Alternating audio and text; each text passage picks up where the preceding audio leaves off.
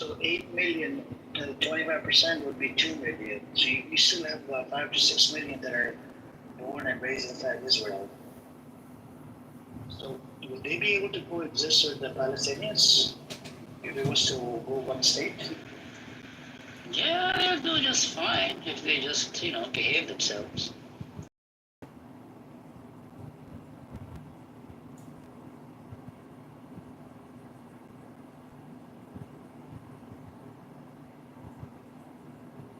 So I heard that this morning there's a lot of movement at the airport in Bengal.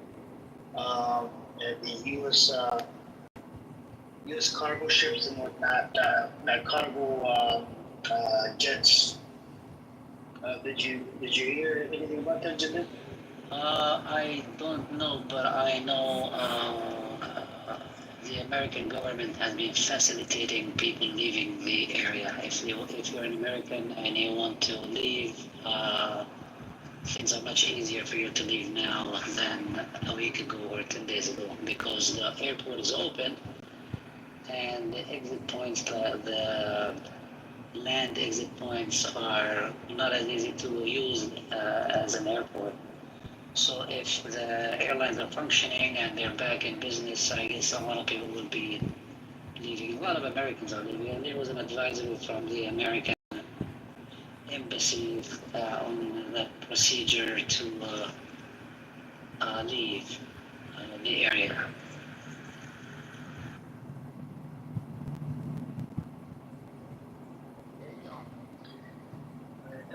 I think there's. I'll have to check the percentage of the Jew citizens. How many are there? Because if they're leaving, then how many would leave? Because they are leaving to Cyprus, and people in Cyprus are worried about it now, that they're going to take over our state, our land. You know what's funny, Amir? I was literally just reading it right now. So since October 7th until today, like over 15,000 people from Israel moved to Cyprus, and they're purchasing lands, properties. They even have, I think, a church and a graveyard. And now, if I'm not wrong, I think the government is putting out a law to stop anyone who's a foreigner or anyone who's not from there from purchasing properties. Yeah, and I'm scared what if they do ethnic cleansing over there, just like what they did to the Palestinians. And Cyprus is backed by Pakistan, so I wonder what will happen then.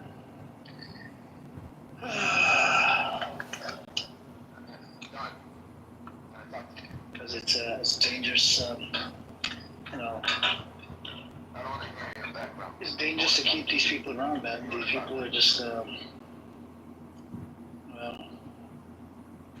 Well, Cyprus is in the neighborhood, and it's a very beautiful place. It has almost the same weather as Palestine. And purchasing property in Cyprus is not that complicated.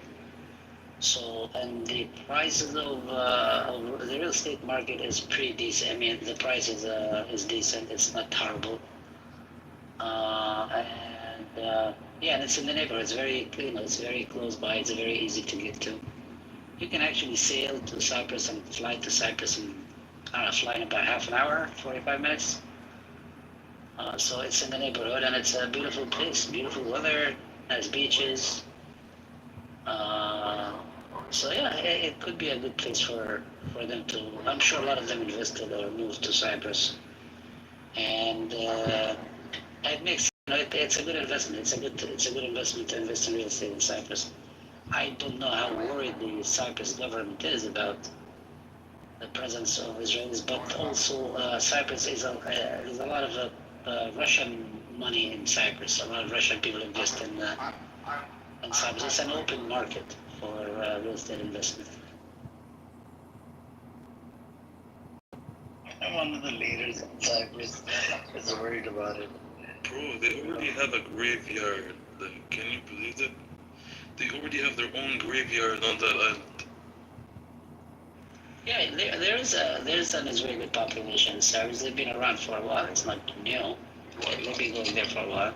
هلا من افتر من بعد احداث اكتوبر 7.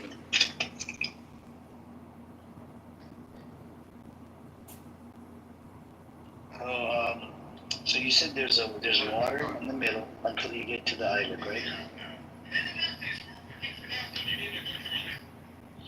So I think they'll build a bridge. Can you drive to Cyprus, Jindit? No, I think you can either go by plane or by boat. No, you can't You drive. have to- Cyprus is an island. You can't drive to Cyprus. You can sail or land or fly into Cyprus. Yeah, so let's say if they take over Cyprus, right? They'll probably build a bridge directly from Israel all the way to Cyprus. It's a bit far, but remember, Cyprus is divided in two places. There's the Greek part and there's the Turkish part. And I'm pretty sure most of them go to the southern part, which is the Turkish, the Greek part. I don't know what. I don't know. I think you can. I don't know because it's still the disputed or occupied territory on other parts of the Turks, but I'm not really sure what the deal with buying real estate in the northern part of the island. It's part of Turkey. It's pretty easy to buy property in Turkey too, and it's much cheaper than. It's one of the cheapest place in Europe to buy real estate. One of the cheapest. triggered.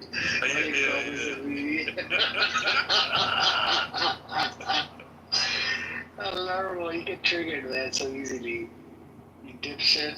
He knew that we were talking about them flying or going over to Cyprus, and then as soon as he came in, he said, "Whoever will take you, but feel free, whoever will take you." No, bitch, we're talking about you. You're the ones who, as soon as you got attacked, retaliation from Iran, you started running away from the land. Bro, how the fuck can you run away from your own land? You claim that it's your land. The sewer rat is from Brooklyn. I know. What the fuck is it? Yeah, why is he talking about this stuff? I mean, what does he have to do with any of this stuff? You're a sewer rat still. I mean, I don't read what he's fucking typing, but whatever it is. To me, he's on my shit list and he's a sewer rat. That's exactly what I thought when I heard all of the Zionists were going to Cyprus. I was like, you see videos of Palestinians saying no, this is our home, we'll die here, it's okay, we were born here, our parents were born here, our grandparents were born here, our great grandparents were born here. And then as soon as things get hot, they just leave. They run. I'm like, isn't that your home? Aren't you gonna stay? If you really love it, if that's really your home, you really care, then why wouldn't you want to? Why would you all leave? Who's leaving? Who are you talking about? The Zionist terrorists were leaving when Iran attacked them back. You know who the Zionist terrorists are? Silences, they know terrorists. Terrorists is No, Hamas. we're talking about the Zionist terrorists.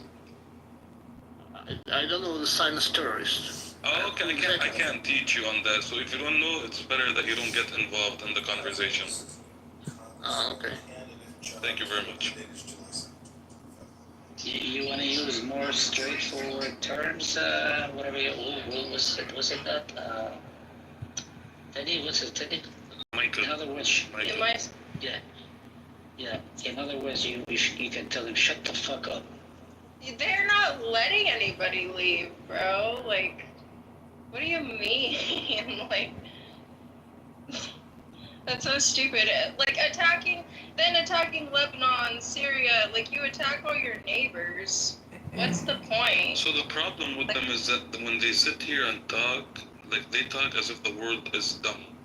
They don't understand what's happening, they don't see what's happening, but they will still sit here and, throw all their lies. Well, and they'll call baby terrorists.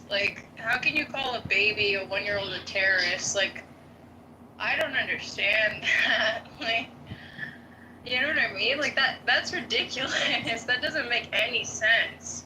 If you don't understand, why are you talking about if you don't understand? We don't understand that how do the Zionist terrorists, the Zionist terrorists, we don't understand how can a human being that is a Zionist terrorist call a 1-year-old child a fucking terrorist or whatever. They don't do that. Yes, of course they do that. Do you know about the Zionist terrorists? I thought you didn't know about them. Do you know about them? In my past, I'm 4 years served in Israel military, so I exactly know what I'm talking about. Oh, so And you're what the you guys biggest. talking about is bullshit. So you're the biggest terrorist. Yeah, Interesting. I am a super biggest terrorist, and when I listen to this girl, she don't understand what she's talking about. She exactly right. She don't know what she's Talk to talking me. about. Forget about the girl. I know you guys love attacking women and children, but talk to me, you fucking scumbag son of a bitch. So what do you have to say? With you, nothing I can talk to you about. With me, you bend over and I do all the work, you fucking scumbag. But with women, you know how to fucking attack them, kill them, and kill their babies. But when it comes to men, they cook the fuck out of these scumbags. We kill brave Muslim men who hiding behind their children. No, you don't kill brave Muslim men. That's exactly what we're doing. Listen, when you go That's face exactly. brave, when you go face them in Khan Yunis, for example, you go back home and back, you know? But other than that, all you do is airstrikes. You're not, would he left, motherfucker? Why did he leave? Look at this scumbag hiding in Brooklyn talking about. You don't like it, normal when I talk like this. I know that, but you know, sucks to suck, motherfucker. There's nothing that you can do about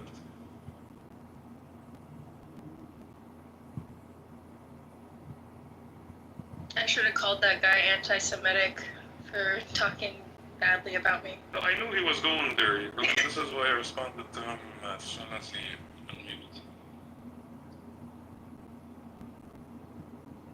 That's crazy. Bitch, Palestinians are never cowards, motherfucker. That's why they're still fighting for their land. You guys are running away from that land because it's not yours. I honestly feel like most Zionists are like anti-Semitic towards Jews also, because if you really love Jewish people, like if you defended a Jewish person, you wouldn't want to put them in that situation or to be so aggressive to where the whole world is like, why are you guys so aggressive? Why are you so angry? Why are you so hateful? You know what I mean? Because I know that there's plenty of Jews who are like, we don't like this, we don't want this. But these other people are saying that they're doing all this stuff in the name of Judaism, and I think it's crap. You know? Why would you do that? Why would you make your own people look so bad? It's embarrassing. You know? Like for example, tell El Normo that you're a Jew and you don't stand, or you don't support his thoughts or whatever, and see what he says. Well, then they just call you names. They wouldn't consider me a Jew anyways because, well, I guess technically it's my father. I mean, I'm pretty sure on my mother's side they were Jews before they became Catholic. The law says you could do Aliyah even if your father is a Jew, by the way. So you do get to do the Aliyah, right? So you are actually Jewish, you see what I'm saying? So Al-Norma, would you respect her? She's actually Muslim. She converted to Islam, but by ethnicity, she's actually a Jew. Well, So I think he's gonna call you a self-hating Jew. Well, that's what's crazy about it, dude. Because like, if anything, like, look, my mom is a Zionist. She supports Israel, but years ago she got attacked by the president of the Jewish Foundation, and they went to court. And my mom had like 12 witnesses who saw him attack her. And the judge was like, no, I'm going to let you go. This is your Hanukkah present or whatever.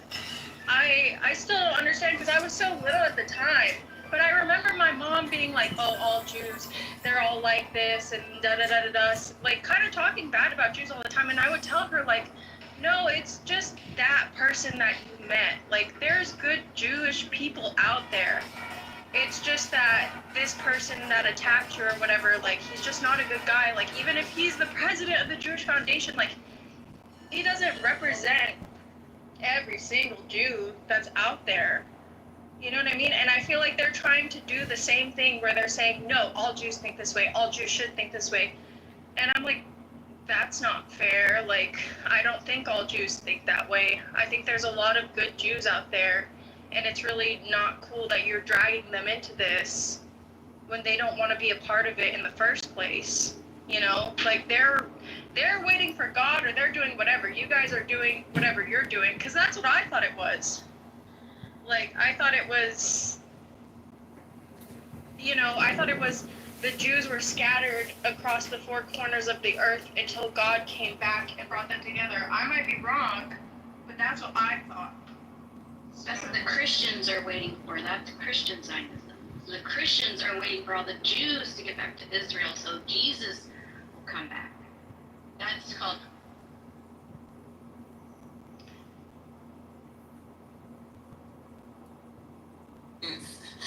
Yes. Okay. Why? Some girl said, well, she was like, so one of the particular prostitutes was talking shit about, what's the name being a prostitute? Oh. You know what I'm talking about? The one that was.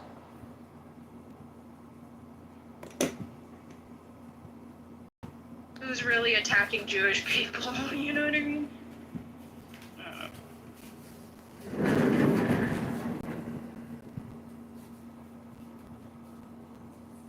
Yeah, but the thing is, so some people, we had this guy called Ariel here. Shapeshifter was in here. Shapeshifter asked him a question. Are you able to justify using the verses from your scripture? He said yes. He brought up the Amalek verse. Samud, if you'd like to come on up, just raise your hand. I'm getting glitches on this freaking app. I don't know what the hell's going on. Actually, me too. I was thinking about this for a second.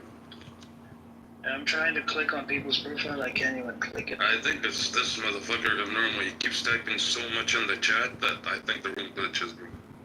Seriously. Let him. Walaikum salam. How you doing there? Alhamdulillah, I'm fine. Habibi, we have some Jahsh probably, he's doing something. Oh man, all the Jahsh do something. Yeah, sometimes they all gather at the same time, Every place they go to, they corrupt it. Yeah, we have at least, I see one of them in our room. Yeah. They corrupted every place they enter is corruption for them, bro. Whether it's a band, it's a platform, it's a synagogue, it's a shopping mall, any place they go to, these bumps, they just corrupt it. And they use the Torah to justify it. And if you go read the Torah and read what's in the scripture itself, you see that it goes against everything that they're doing.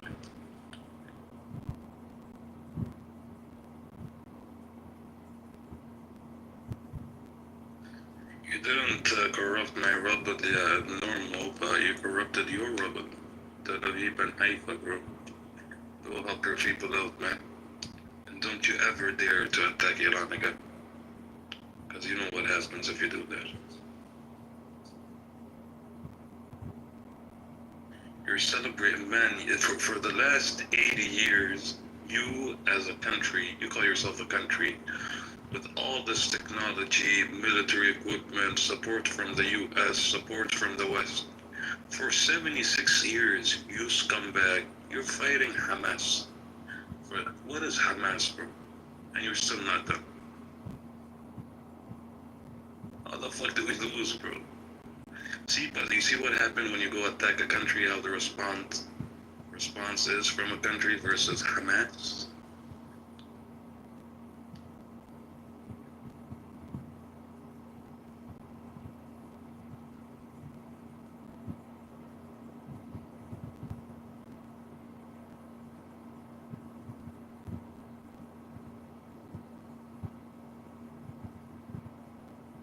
Tell us how you won, yeah, and explain to us how did you win.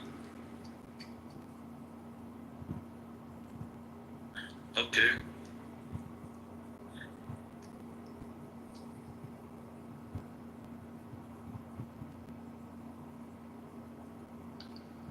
Can we get an update on, is the BDS movement actually working? Is there a way to measure whether or not it's working? How many people divest and how much are they? General, I think this question is for you, bro.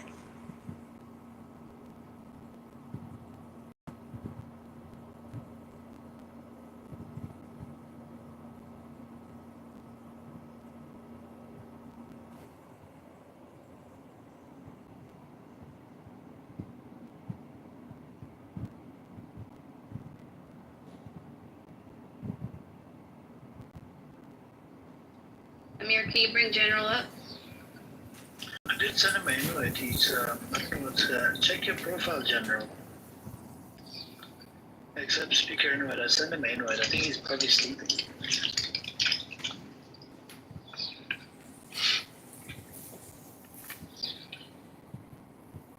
What are you looking for? Sorry, I wanted to know how the BDS movement is doing. Is there a way to measure progress of the BDS movement? And if so, what is?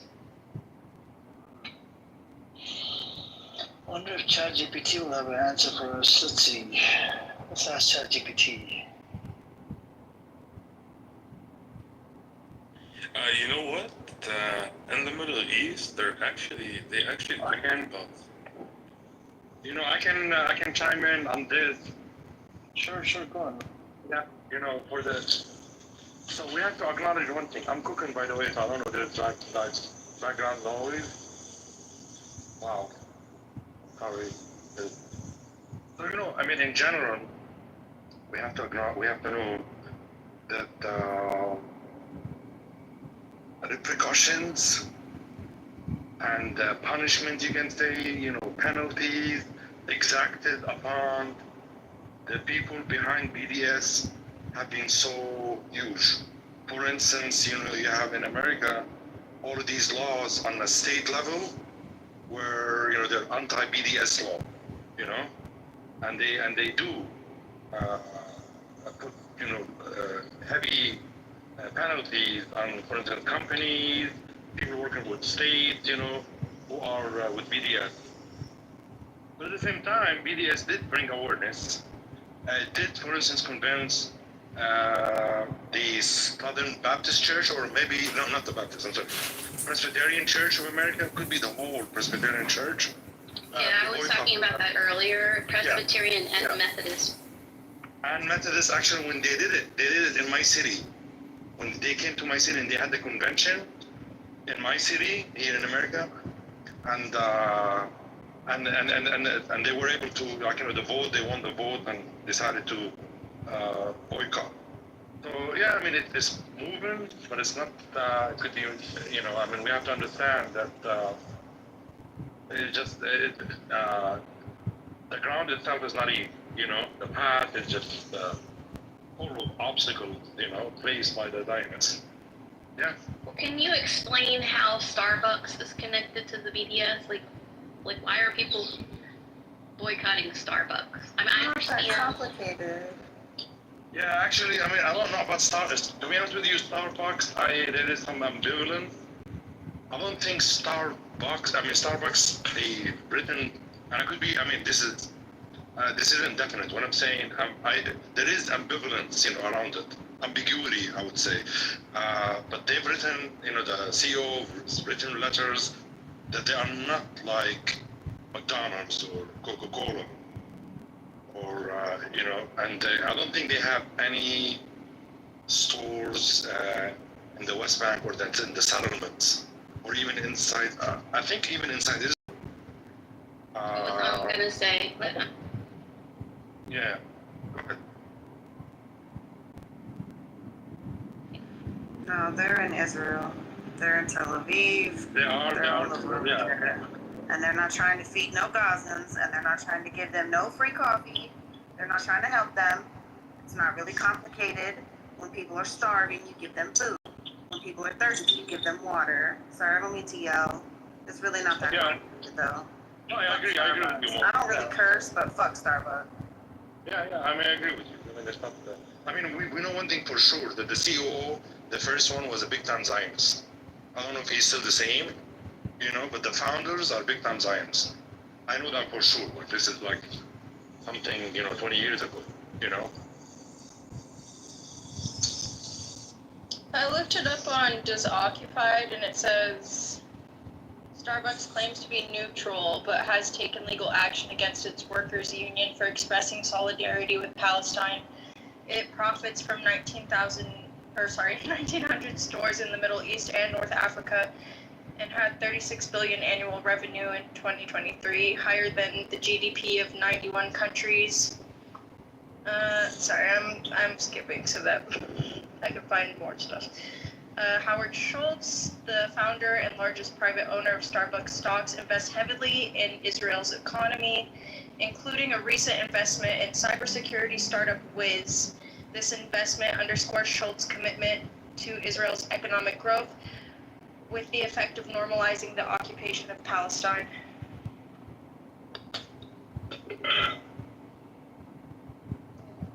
I appreciate y'all.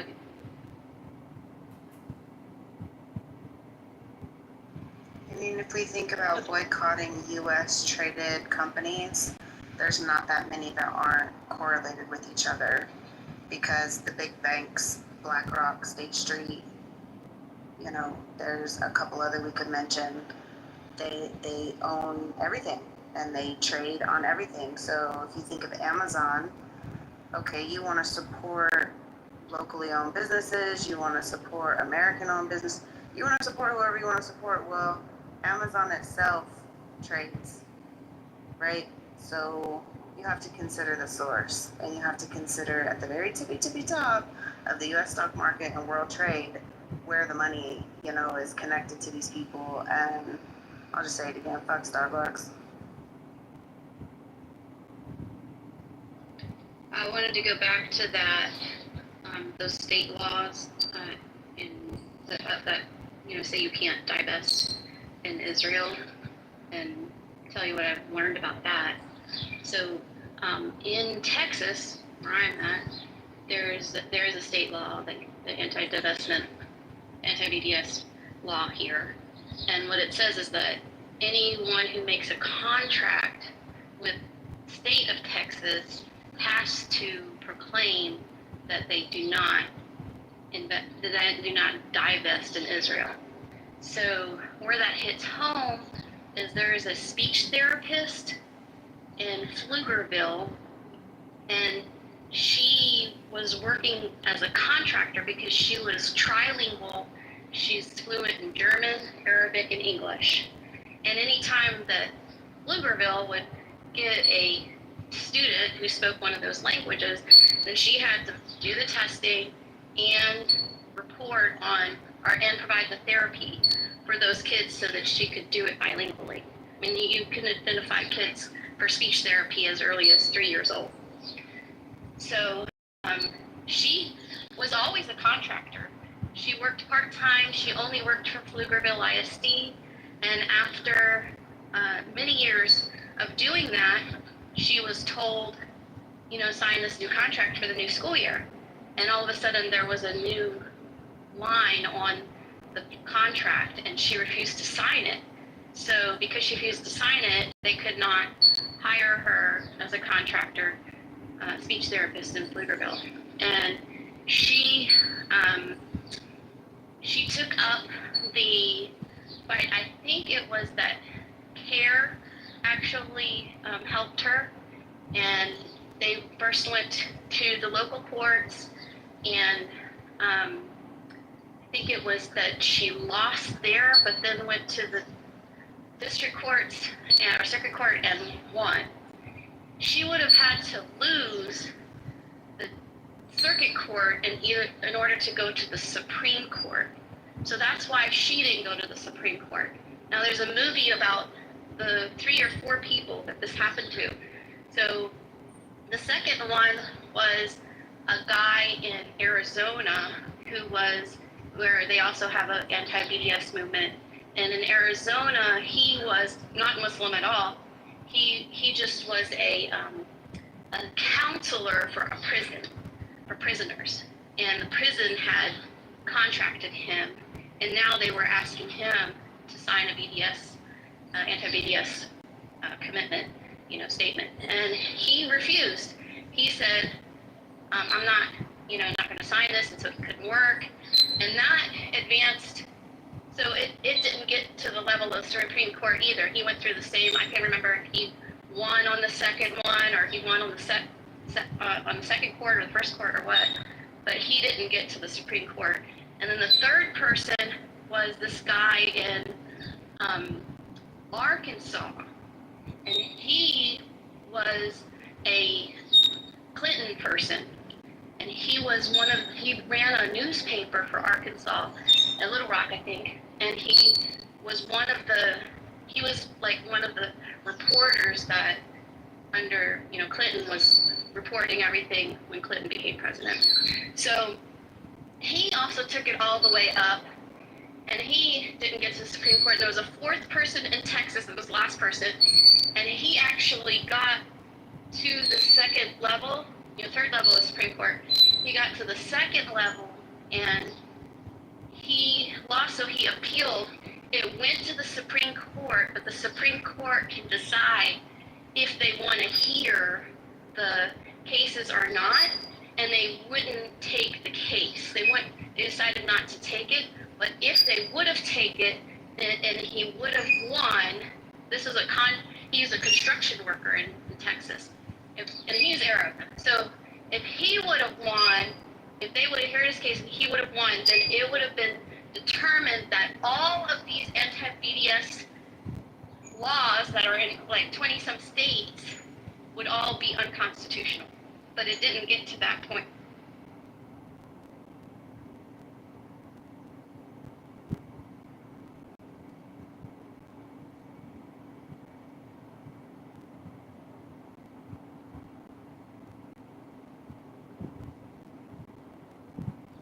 The film that I saw this on, it was showcasing, explaining how they copy and pasted this law, and these lobbyists went to each of the state legislators and just filled in their state name and all that, and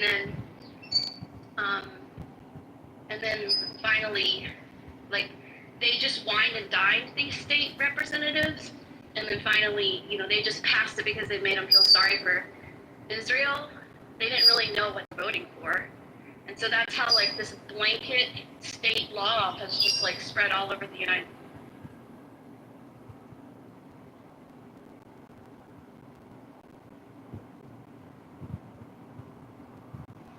BDS laws are problematic because it protects only a certain class of people and eliminates an entire group of people. And that's exactly what's happening in Israel right now, is the US government is helping protect a certain class of people, and everyone else has to fend for themselves and run and hide and blame Hamas for everything. And the hostages, El Normo, Mr. Norman Bates in the chat, psychopath, is always about, the hostages, the hostages. If the hostages were really, really, really real, if they were really, really, really real, right? If it was really real and everything was really real, this would have not been the way that it has gone.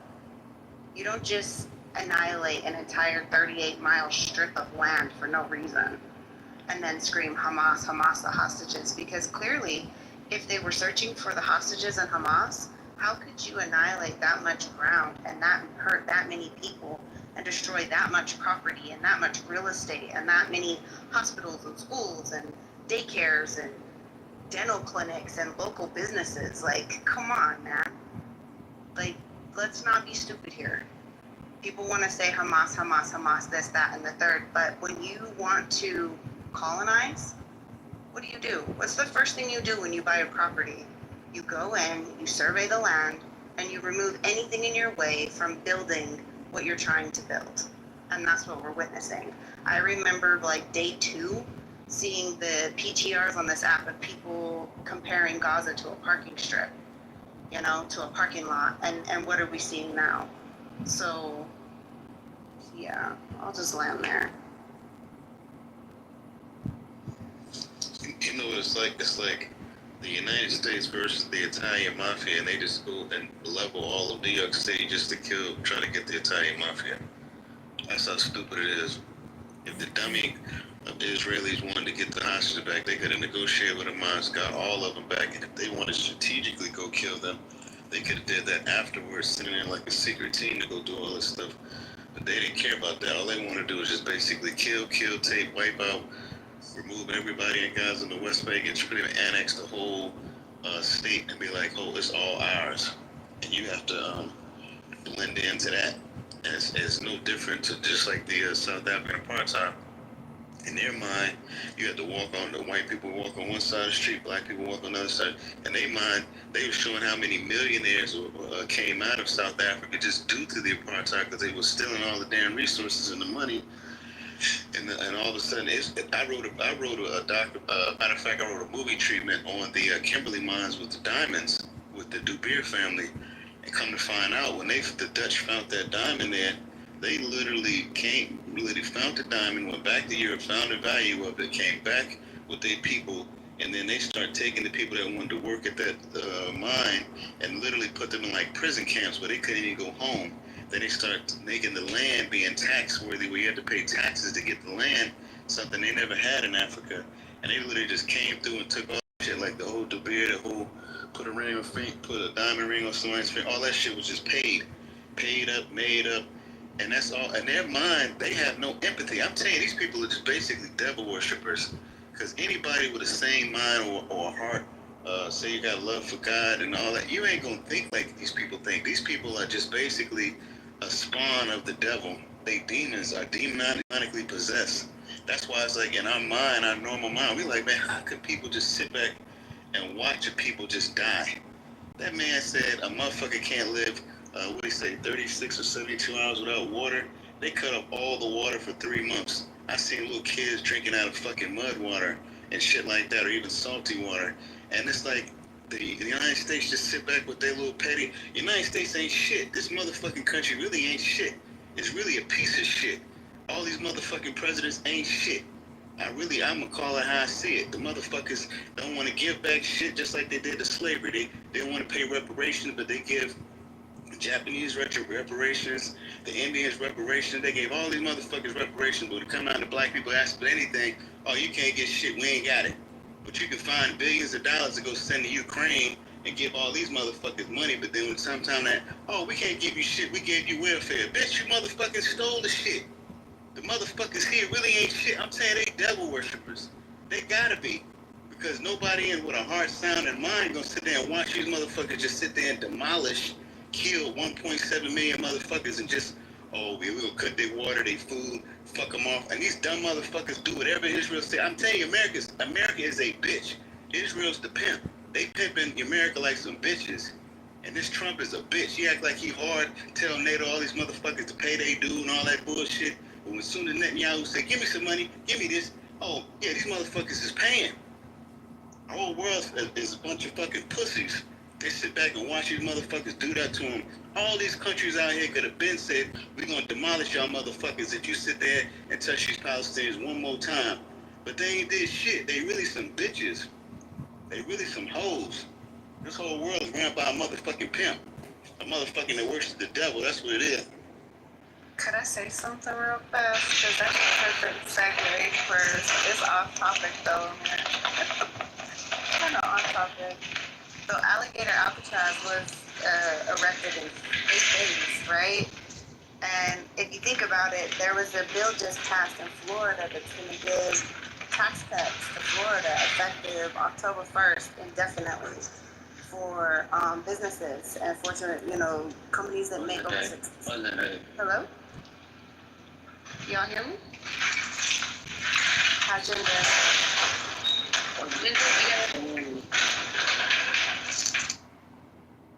Sorry about that.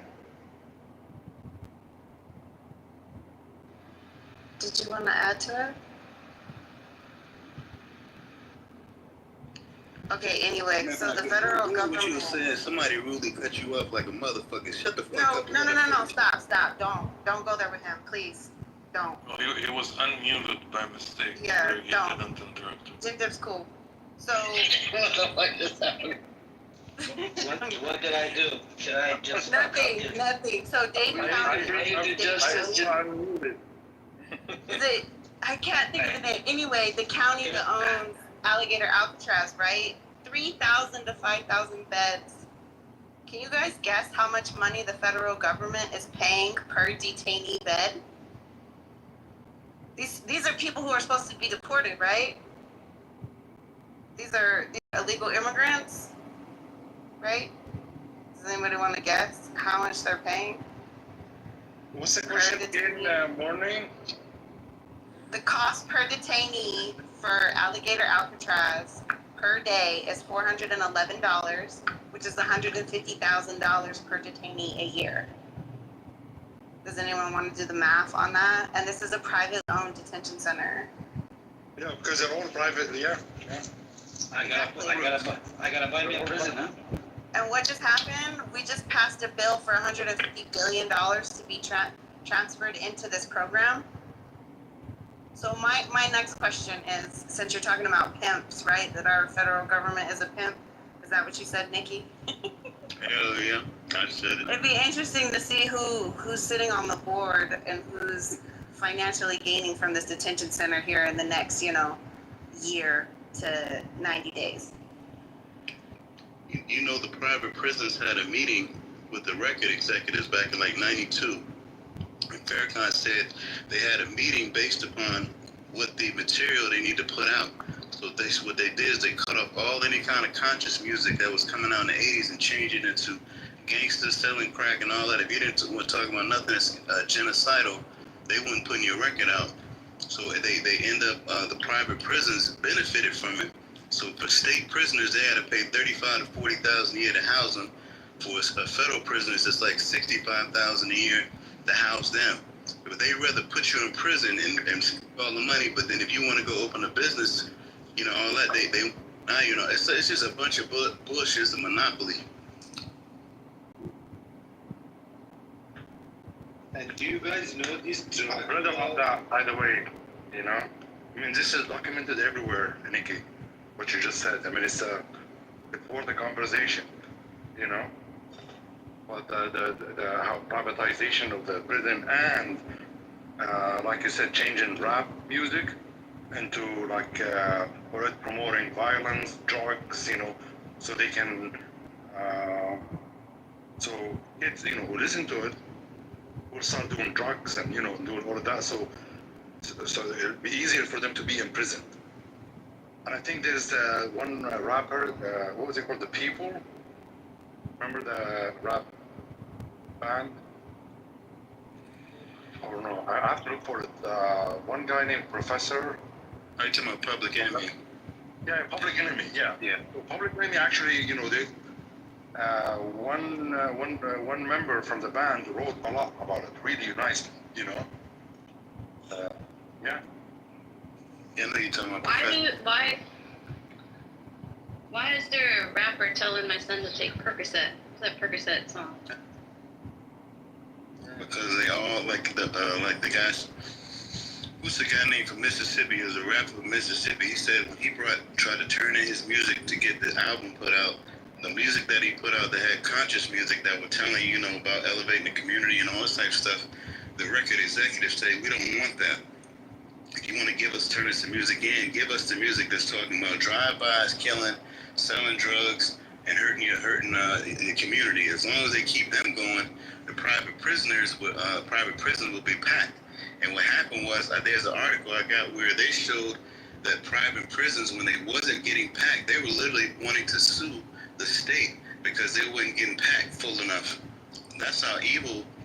Like I said, these people here in America, boy, I tell you, is full of shit. If you don't live in America, you look at it from outside like, yo, it's all Hollywood, everybody's here happy and all this other bullshit. But when you really live here and figure out it's like basically a poor side and a rich side. When I was in Brazil, I literally had to tell the Brazilians, because some of them had looked at me and said, "You from the Estados Unidos?" and they were pointing their nose. And I had to tell them, I said, "No, dude, I ain't coming from the rich side. The motherfuckers you think they got all this money living in Beverly Hills and shit. I said, I come from the ghettos. So, motherfucker, I'm in the same level as you. And they was Hey, like, do me a favor, brother. Calm down on the swearing, man. Come on. Too much, brother. Too much. So you want to hear something interesting about the system in the United States? The United States uses third and fourth grade reading levels in order to determine how many prisons to build. And we have known since 2001, I guess, how to teach kids how to read, and people are implementing the opposite of that. And now 69, as of the last NAEP, 69% of children are not reading proficiently, which means they are at risk for poverty, for dropout, poverty, and crime. And when they went to the federal prisons and offered all the federal prisoners to test them to see if they had dyslexia, 50% of them had dyslexia and chose to get therapy for it. And that now they're recommending that 1 in 5 children in the United States be diagnosed and served in special education for dyslexia. So we're basically disabling our whole country. And, a lot of those are people of color. So, it's down to the education system where we pay more money to people who have greater taxes, pay more taxes to a certain neighborhood. We don't equally give money to schools. That's like the redlining still exists. Oh, it's getting worse too. They've made it to where if you can't prove that you're a U.S. citizen, you have to pay a tax to go to public school now. And it's not every state that's doing it, but there's a lot of states that are signing up for this. This was a bill that was just passed since January 1st. And now they're trying to pass the one big beautiful act. And that one big beautiful act is taking Medicaid money, which will directly affect housing for people with disabilities, which means that you will have a bunch of schizophrenic, mental illness roaming around the streets. So I don't know how that's going to help their neighborhoods and the real estate when there are mentally ill people walking around talking to themselves and Are you talking about Medicare? No, Medicaid. There's actually a federal Medicaid, and federal Medicaid goes to people with disabilities, and that's what they are cutting. They investigated it today. I don't know if you guys seen the news. There was about 10 or 14 million dollars worth of fraud. They've arrested a whole bunch of officials, a whole bunch of doctors. Did you guys see that? You mentioned it earlier, Amir. Yeah. No, I'm just saying because new people just came in, so I'm just saying maybe not deal with Yeah. So you guys are talking about America. So America does not have streets that are paved with gold. Not every one of you lives in a big house with a yard, has 2 cars, has a career, a job, and all that stuff. You're talking about the prisons and the healthcare system, in which the healthcare system is run by big corporations. Big corporations need clients, and they need to get people sick so they can, get to a hospital. They need clients for their jails, so they have to have clients for their jails, that kind of stuff. So if not every one of you lives in a big house, has 2 cars, works 9 to 5, 5 days a week, takes a vacation, goes out to the movies, goes out to dinner, have a good time, and so on and so forth. Is that how things in America are now? They're really bad? Yes, they are really bad.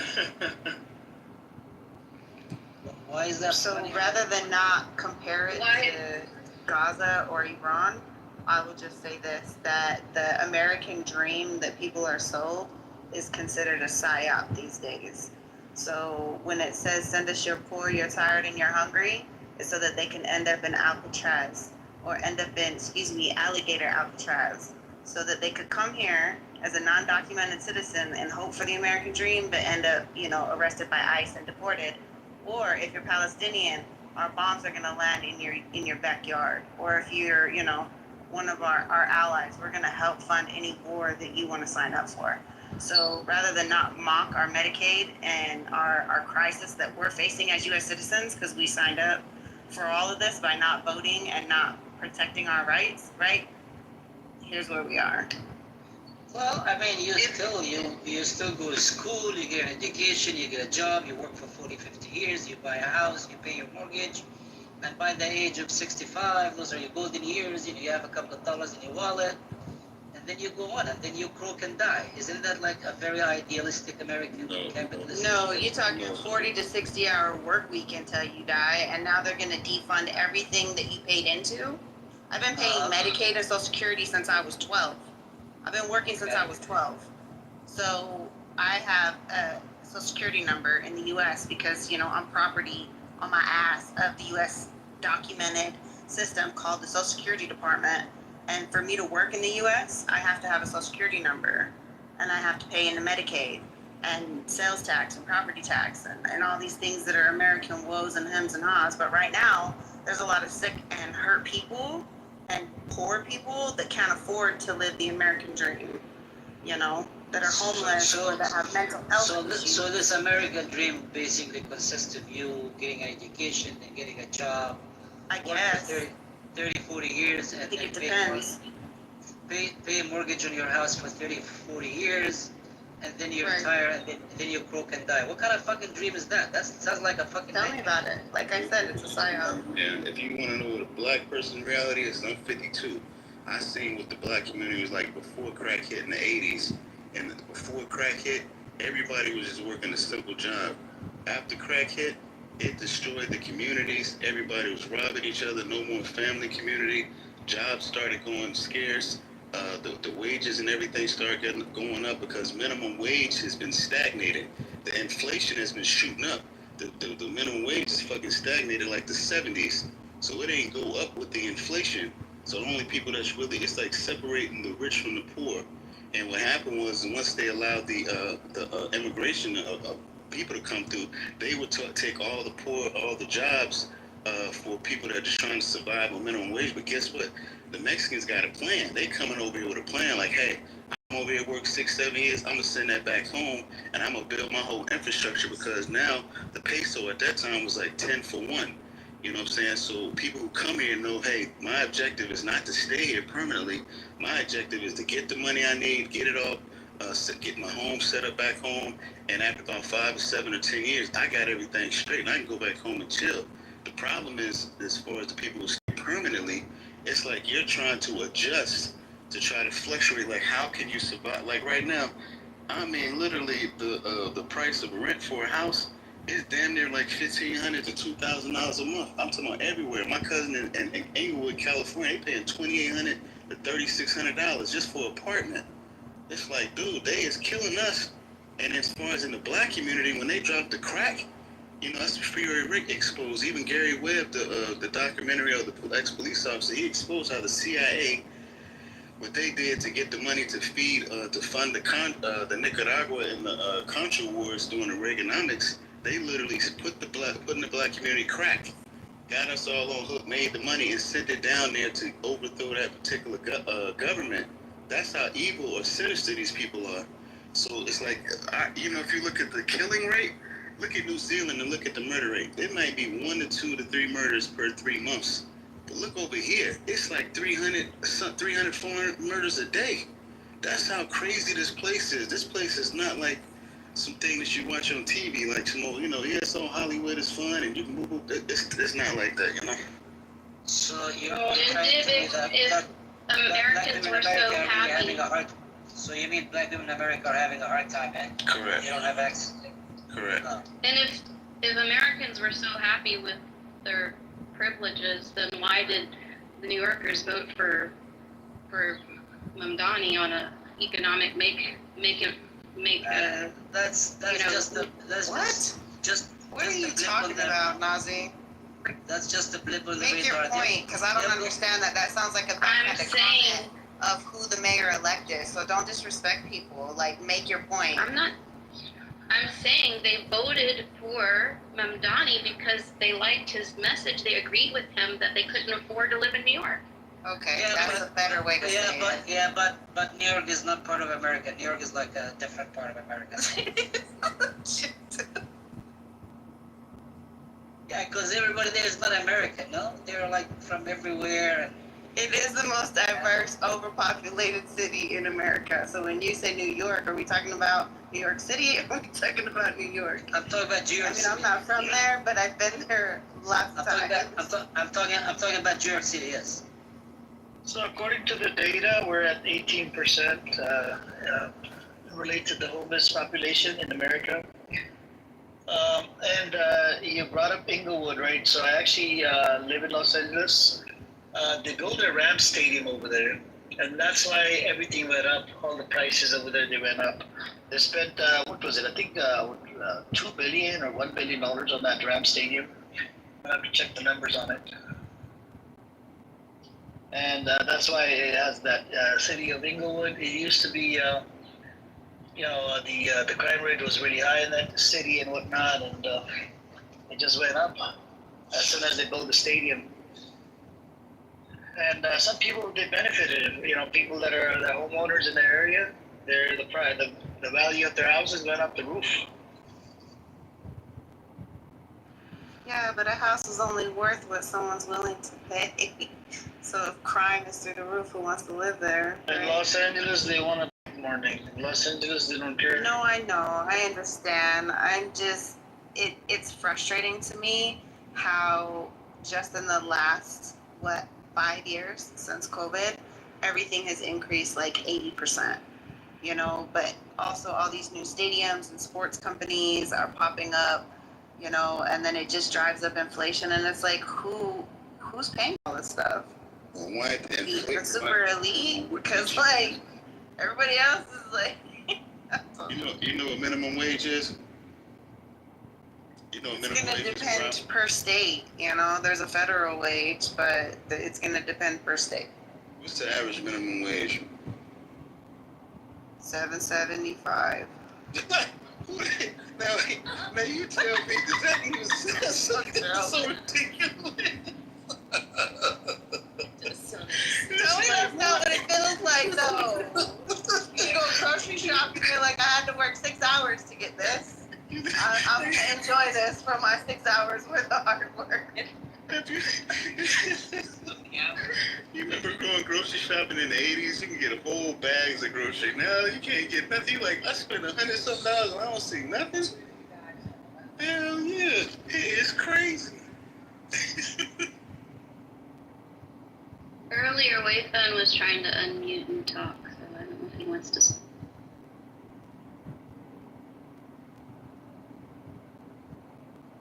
Yeah, I forgot. Oh yeah. We were talking about ice. You know this Dracula, which is in charge of all this ice shit show, is a Jew. This Miller, his name is Miller. He's the deputy chief of staff of Trump. He's actually Jew. So let's be clear, I don't have an issue with Jews. I have an issue with Zionists, just from my perspective. No, because like everybody talks about Muslims are bad and stuff. I just wanted to point out that this Dracula is also Jew. Well, there's not BDS laws protecting Muslims. Islamophobia is rampant and it's growing and shrinking at the same time. I find that ironic that more people are Islamophobic today, but more Muslims are being blessed and coming to Islam. No, because the point that they are making is that Jews are giving us everything we have from cell phone and like music and movies, art, and they're all sorts of good things, and Muslims are all sorts of bad things. So I just. So this Mamdani guy, for those who live in New York, do you expect him to be elected the next mayor of the city, or is he going to be destroyed before the general elections? Let's hear from Rav. Rav, do you live in New York? So we have Rav here. Rav, did you want to speak, Rav? No, I think he's busy. Anybody from New York?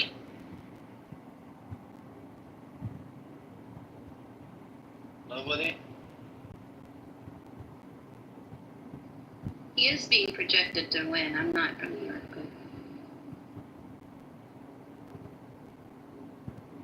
But you know one I thing, still have my New York driver license, if it counts. there's one thing to see here, Jindip. So he said he's gonna arrest Netanyahu, right? If he sees Netanyahu or this other character called, what was it, Yoav Galant. Now, let's say, hypothetically, if he was to arrive there in the state of New York, and he's a mayor, now it'll be state police versus, would Trump assign some CIA officials to for security?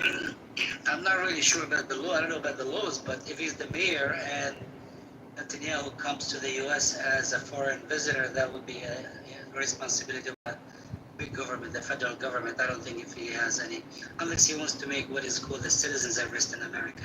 I mean, if I see Netanyahu walking down the street in somewhere, I'll do a citizen's arrest, and I'll put him on trial, and I'll hang him. I mean, I'll have a tribunal, and I'll put him on trial, and I'm sure he's going to be found guilty of genocide, and he's going to be, sentenced to whatever sentence my court would impose. So if I run into Netanyahu, I'll definitely arrest him. That's a nice version. Let's hear the real version. Would you not take a baseball bat upside his head? What was that guy that shot a medical professional? What was his name recently? He's facing court trial or court case. He killed a medical, I think one of the leaders, insurance leader. What was his name? Mangione, I think so. Luigi Mangione. Luigi. Now, let's say, if he arrives in the state of New York or in any state, right? And if anybody, takes the laws in their hand and they end up shooting Netanyahu, will that person be charged? No. I mean, you have to be, you have to be civilized. You have to arrest him. You have to put him on trial. You bring, No, he you can can't. He can hire. Hold on, a lawyer. He can hire his, whatever. What's that famous lawyer in New York, in America? That guy who's full of shit. What's Johnny his name? Cochran? No. The guy who doesn't take his pants off when he goes to get a massage with him. Alan Dershowitz. Dershowitz, that guy who's full of shit. Yeah. He can be. He can hire that lawyer, and we can, present our case as the, as the entity that is responsible for prosecuting a person like Netanyahu. So you cannot use violence and a baseball bat on that stuff. I mean, don't go down there. Don't say, do we have the right to, unlive him or something? No, don't do that stuff. No, I'm saying hypothetically, let's say if somebody was to do that, right? Would that person get charged? Yes, but he would be a hero.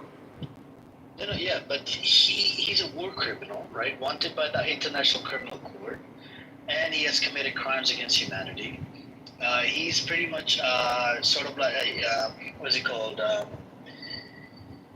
Enemy of the Palestinians, enemy of the world, right? Has started wars that he can't handle. America had to jump in, and literally there's a genocide that he's part of, that he's responsible for.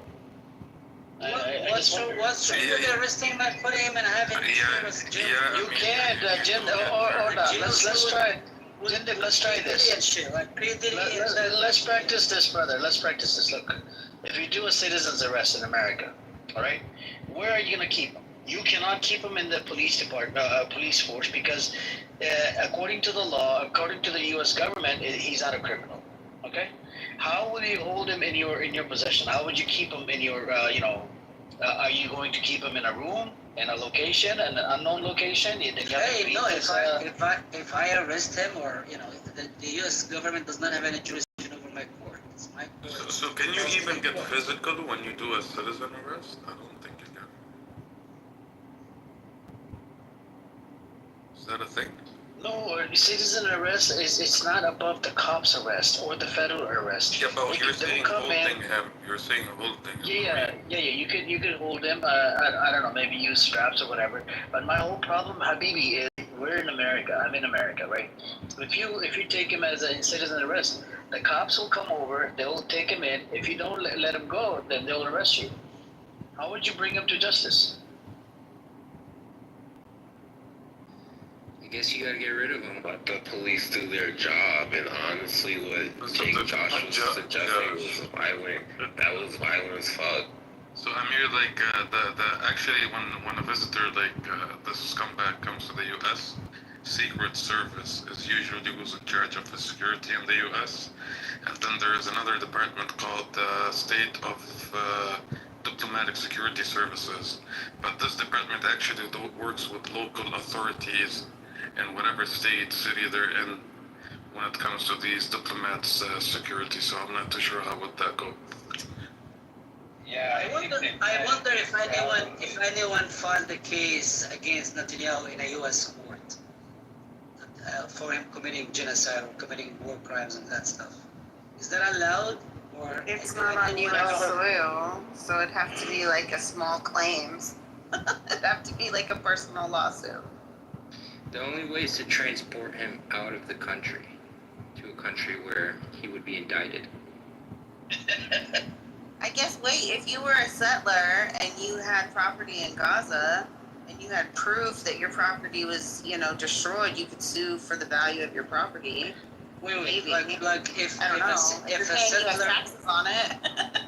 if a settler from America goes to Palestine and steals someone's home or land, and the owner of this home or land is a Palestinian who lives in America, who's an American, can that American file a lawsuit or a case or any of that stuff against someone like that in America, in an American court? I guess you have to consult with I'm saying it would kick-ass probably lawyer. have to be property, your property, because in small claims, you can sue for just about anything. So I can sue a mechanic for messing up my car. I can sue if I trip over your sidewalk with my feet, right? Small claims is like, it's like the wild, wild west of courtrooms. So I think it would depend, but he's not a U.S. citizen, and the crimes he's committed are not on U.S. soil. So it's like, what angle do you go from? But I wanted to say that Trump's already threatening New York to lose federal funding, as well as threatening, Mundani. Is that how you say his name? So what is he threatening? Threatening the city of New York, like you're not gonna get any money, and we're gonna arrest this guy. Yep, and arrest him if he tries because he's held to obedience laws. Aren't you guys concerned that America is like dashing through fascism and dictatorship? It's very problematic in the U.S. right now, and we knew this going into this election. That's the scary part for everything. That's why a lot of U.S. citizens have left the country. There's a lot of people traveling abroad right now because they're worried what's going to happen. Yeah, but I find that Americans in general don't really travel. They don't leave they don't need to go anywhere else. I mean, some of them travel around, but not a lot of them leave the country to see what it's about, because there is no need for them to travel. America is a huge place. That's the psyop and the brainwashing and the programming, though, Jindo. Not everyone thinks like that. There's a huge majority, but the people that have the ability to take time off of work or get, in-country health insurance or pay money to buy a passport or buy a flight, right? Like it adds up. We were just joking earlier about minimum wage. So you have to consider first the demographic of people that financially can afford to do something like that, and then take that into consideration on top of who actually can physically do these things. Who wants to and who can are two different things. Exactly, she's right. Americans are actually not very naive, they are politically very aware. Don't underestimate American population. I have lived in many countries, and I would say American population on average, they're much more educated. I wouldn't say that. I wouldn't say that. Let me land my point. In the United States, you really own your shit. It's not like, for example, other countries which they live in this la la land. Oh, one day God will come and save us all. United States real, and you have to live in a real life. It's a wide, wide west, and in those situations, people do get educated. You cannot live in the stories. And she's right. I personally left because I was afraid this will affect my family. But I can because I have insurance in Taiwan. My wife can work here. The life is much harder, but I'm not worried if in the street somebody will come and harass me in front of my kids, which is a problem right now in the United States. It's a problem. You can get harassed any second. But not many people can do that. Um,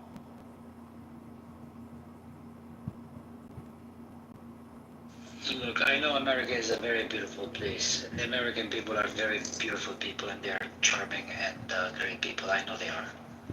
I mean, I hear a lot of negative things from a lot of people talking about in a negative way about America. America has a lot of ills and problems, but it's still it has been a very unique experience in the history of the human race altogether. In terms of its, of course, it's an empire that is built on principles that are sometimes problematic in general. But America is a great place, and the American people are very are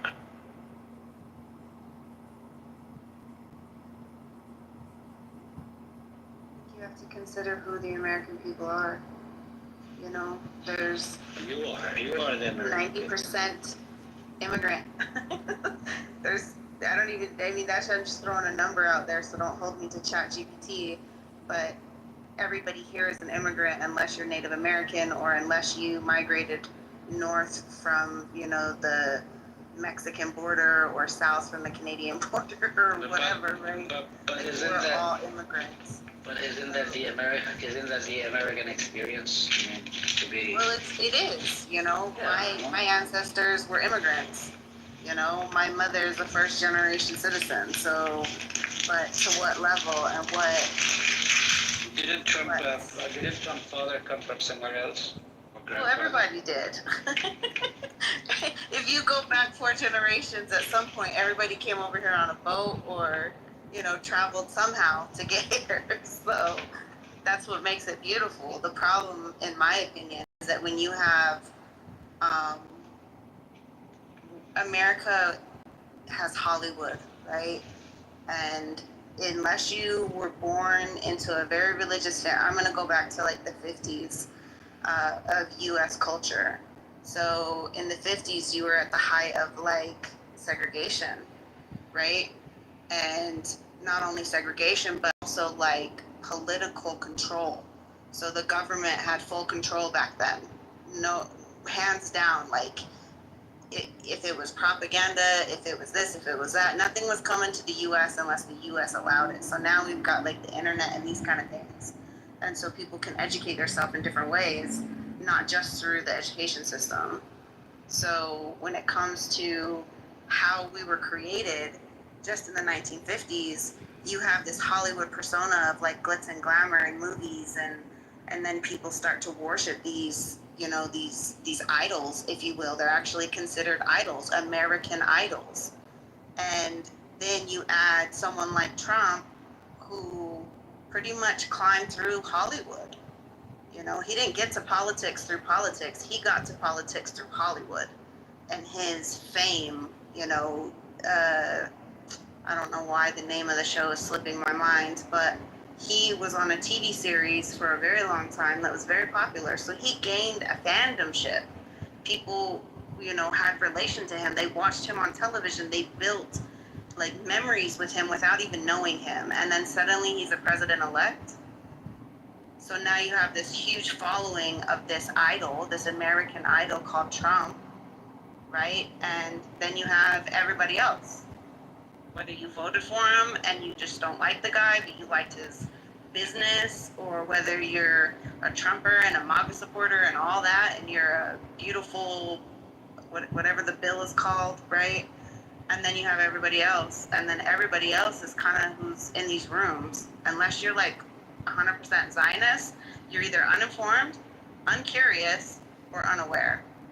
And that's just, in my opinion, how America works.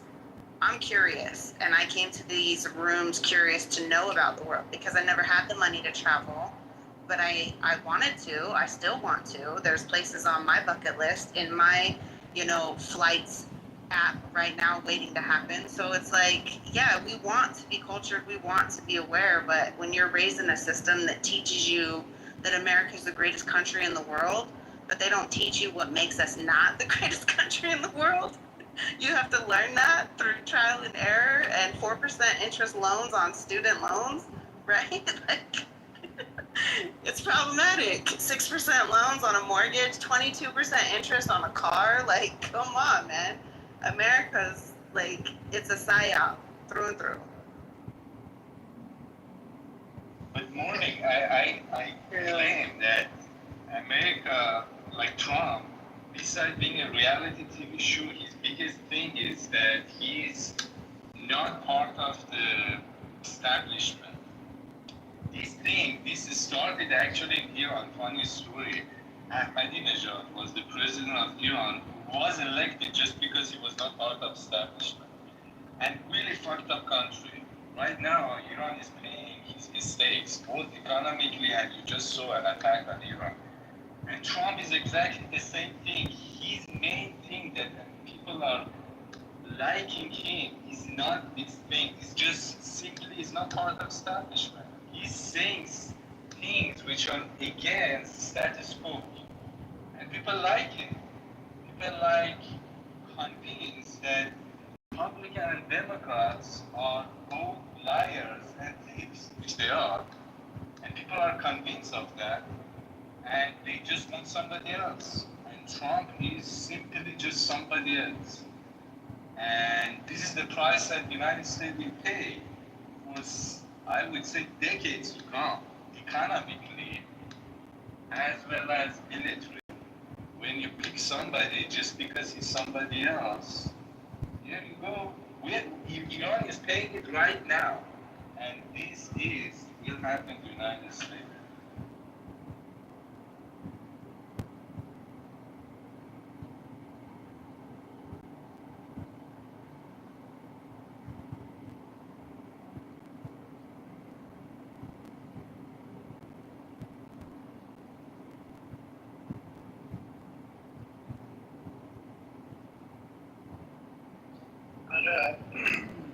Going back to the point that I was trying to make is, Josh, you said which country would you take him to? Hey, what's up, Edward? Welcome. Edward, we were exploring this idea. If Netanyahu comes in the state of New York and we have Mamdani who wants to arrest him, how would a state versus federal government would go about it? Well, I would have to raise funds for a charter jet. Logistically, I don't know, Cuba maybe, they would definitely do something, but the safest bet is to take them straight to Yemen. What? I don't understand that logic. One of your friends, Amir? No. So we were exploring this idea. I mean, didn't say we'll do a citizen arrest, bring up to justice, but you're in America. If you're in America, you do a citizen's arrest. I mean, the cops are going to take it away from you. Federal government will come and take Netanyahu away from you. Okay. Yeah, he'll probably be released. I don't know what the laws, how international law affects,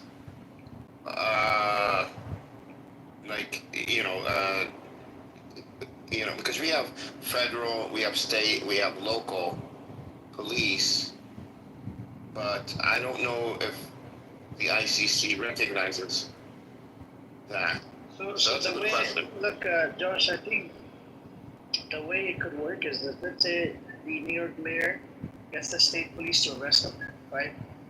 And they use a state-funded airplane to fly him out of America and give it to ICC directly.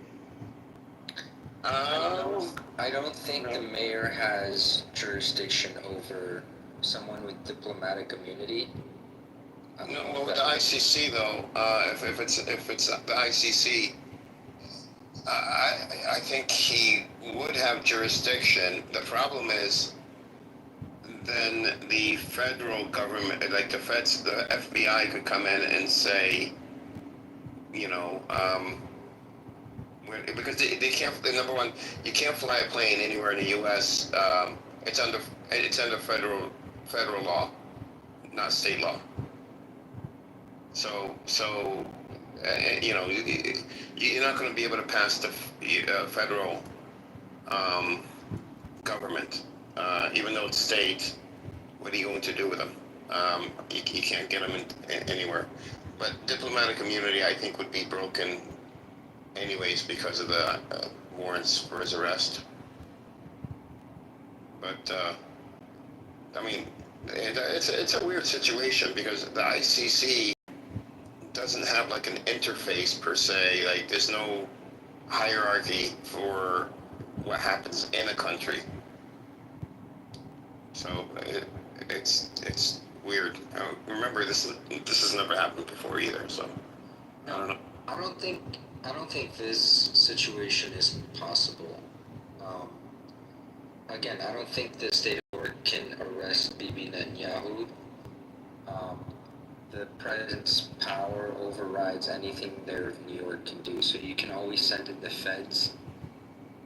Like, I don't know. And doesn't he have diplomatic immunity? No, well, yeah, he does. But he has diplomatic immunity, but that's if you break certain laws, then you lose your immunity. It's not like you can break laws and still keep diplomatic immunity.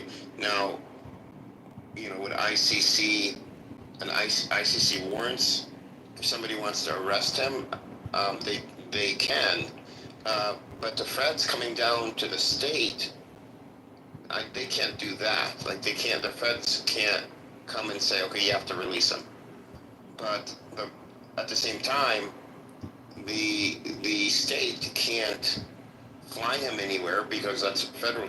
Like you know, that's the FAA gets involved. That's federal. So then they could take it over and say, land the plane and, you know, and have FBI in there and take him out. But you can't order the state police in New York. So you can't do anything with him except keep him in prison in New York, really. Because if you put him on a boat, that's maritime law now. Then now Israel could come in and rescue him. Wait, which I'm sure they would. I'm kind of confused here. Are you guys trying to say that the ICC has jurisdiction over the United States? Well, ICC, like, U.S. isn't a signatory to the ICC, but that doesn't mean someone can't be arrested in the U.S. for a warrant with the ICC. Like, you don't have to be a signatory as long as one party is a signatory. And I don't know who brought up the charges against Netanyahu, if it was the Palestinians? No, it was the South Africans, but I think would say what you're kind of forgetting here is that the United States, when arguing with the ICC on its jurisdiction, and I think this was back in 2002, it had passed the ASPA law, right, or the American Service Something Protection Act, where it protects the U.S. citizens from the ICC, and it prohibits its cooperations with the courts entirely, right? So in that entire kind of instance, I believe the argument had prefaced itself by saying that, I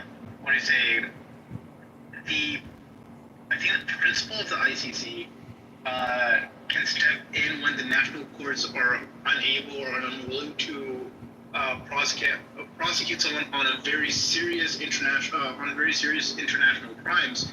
But for that to be in place, you would have to go through the ASPA, and the ASPA is made in such a way where. No, the ASPA has two regulations. One is for citizens, the other is for U.S. cooperations when arresting the person, right? So in that, it's a very kind of like nuanced legal document where it basically says no ICC, even though you're saying like, yeah, we'll help you, we don't want to. That's really hard for like. Yeah, that's the federal level. Yeah. So he can still be arrested at the state level.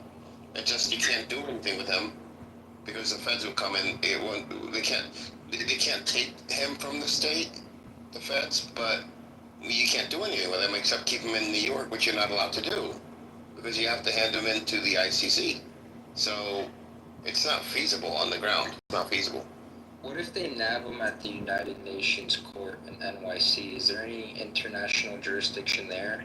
Or no, that's all? That's a good question. That's a good question.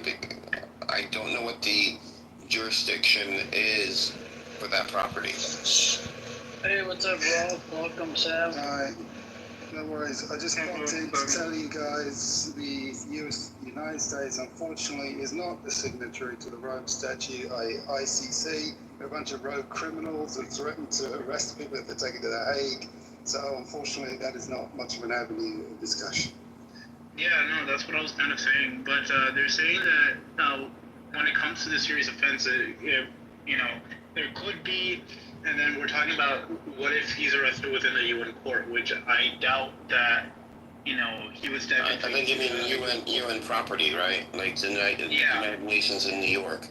Yeah, no, because I doubt he will even step in there. Let's be honest. I don't know. I don't know what the jurisdiction is. If that's considered American territory or not. Frankly speaking, if what you want to happen, for it to really happen, you would have to have a major political shift happen in the United States first, which, we have gone down now with accurate data assessments and everything. The Democratic Party is starting to wean off of its Zionist tendencies because they've did another polling and there's an 80-point shift to pro-Palestinian sentiment and anti-Israeli sentiment.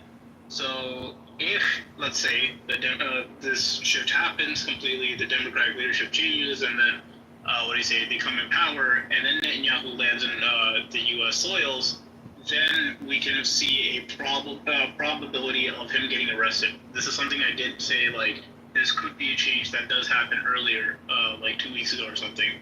So that could be a reality, but again, things have to align for that to happen. He's not getting arrested. No, I could see, this guy becomes the mayor. I think he would try to arrest him just as a political statement, but it wouldn't go anywhere. He would just be released. No, but we're just exploring this idea, right? How do we do this? If he arrives in America, right? If somebody first, I asked around if you were to go after him or do something to him, right? Would they arrest you, or would they still, that he's on U.S. soil, so he has some sort of protection? I think they will arrest the guy that did whatever did to it, right? I'm not gonna mention it. So for that, Amir, let's play it both pro-Israeli and pro-Palestinian. If it was pro-Israeli, then the guy would get arrested. He'd probably be held to the highest charges, and the guy would be completely gone, and Netanyahu will have his immunity. What I stated to you previously 2 weeks ago, when I'm saying if this is the shift that we're starting to see, the winds are going in a different direction, which it looks like for the Democrats, it now is, right? Let's assume that the Democrats have taken power. They're all anti-Israeli, pro-Palestinian, whatever, and Netanyahu lands in. It doesn't matter who does what to Netanyahu. He falls under the serious crimes thing of the APSA or ASPA, and because of that, the country would more likely hand him over to the UN courts and everything, or the ICC for him to stand trial. But there's also a slight problem in that entire thing. There have been, if I remember correctly, for certain ICC criminals, there have been some people who have escaped because, maybe someone has immunity in different countries, or someone has allies in different countries to get them out of these sticky situations. That could also be an avenue where he still escapes and doesn't get, jailed or prosecuted. But again, you would have to see tides change politically in the United States for even an attempt of an arrest to be happening on U.S. soil. I mean, technically, he can get arrested, and US is highly political. All it takes is one police who wants to become sheriff and wants to vote in New York. You can arrest him because there's a warrant on him. If that leads to anything, probably not. Because if you arrest him, maybe a judge will come and release him. But technically, he can get arrested. All it takes is a political move. Which right now, many people in New York are, like, you can see people are using this situation to get attention. People love attention. Imagine one police arresting, how much attention he would get.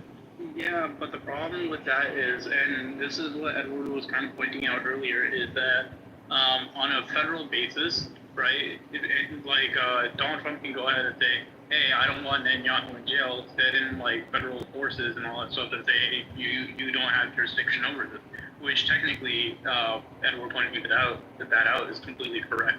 So they would just break him out of prison, and again, the ICC, because of ASPA, what do you say, doesn't really have jurisdiction over the United States. So in that entire situation, he just goes free. He can do whatever he wants to do. But Sam, let me ask you this. Let's say, to be honest with you, I heard listened in a little bit late, but let's say that this scenario is to happen. Somebody arrests him and then Trump releases him and all that stuff. Wouldn't that look bad on both of them in terms of internationally? It doesn't matter. They haven't done so many things that looks bad internationally, so they don't care. But wouldn't that gain them more attention in terms of what's happening? And then talking about the face of genocide international, I don't think we can get more famous off of that. Trump has been the face of authoritarianism and dictatorship within America. We can't get more famous than that. Well. I mean, yeah. So again, I also don't really think he would get arrested, to be honest with you. yeah. So the thing is that whatever optics we're thinking about of him getting arrested, how it would play out, whatever politically, you would have to go ahead and see Netanyahu lose complete faith and complete power, right? For that arrest to even take place, even under a Trump presidency, because Trump, once he realizes, hey, he has nothing to do with you, or you don't have any political power anymore, that's it, you're screwed. I mean, look at Elon Musk. They were buddy a couple months ago. Their egos clashed, and the political power of Elon is basically nothing. So, boom. Trump just throws him to the wayside and says, I'm going to look into seeing if I can deport him. So that's just how Trump operates. If Netanyahu becomes a political liability, like a heavy political liability to him, then whatever you said, it could happen.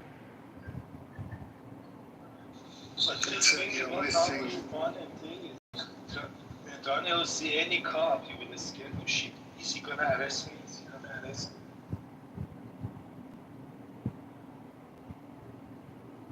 me? Wait, what?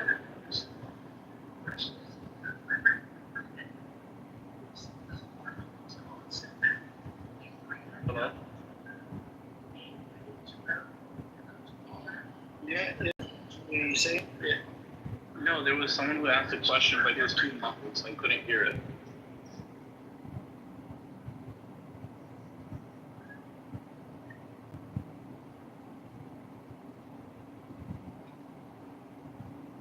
So, by the way, the UN headquarters in NYC is under the jurisdiction of the federal courts. So he's actually safer inside there than he is outside of it. Oh, thank you for filling us in on that. I genuinely did not know that. I just wanted to add a point about Trump, that he is a deep Zionist and his family are deeply Zionist.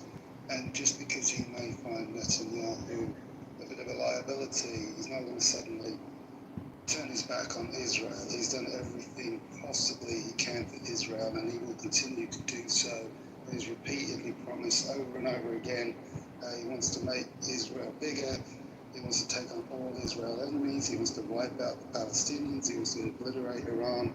His agenda is part of an organization of Zionism. He's not just, he presents himself as this rogue outsider, but he's not. He's a highly integrated Zionist, and his cabinet is highly Zionist. His co-chair, Lubnik, is literally Shabbat, and they are deeply fascist Zionists. So that's not going to change. So I fully agree with you, but the thing is that when in the other thing, I was talking about specifically Netanyahu losing power.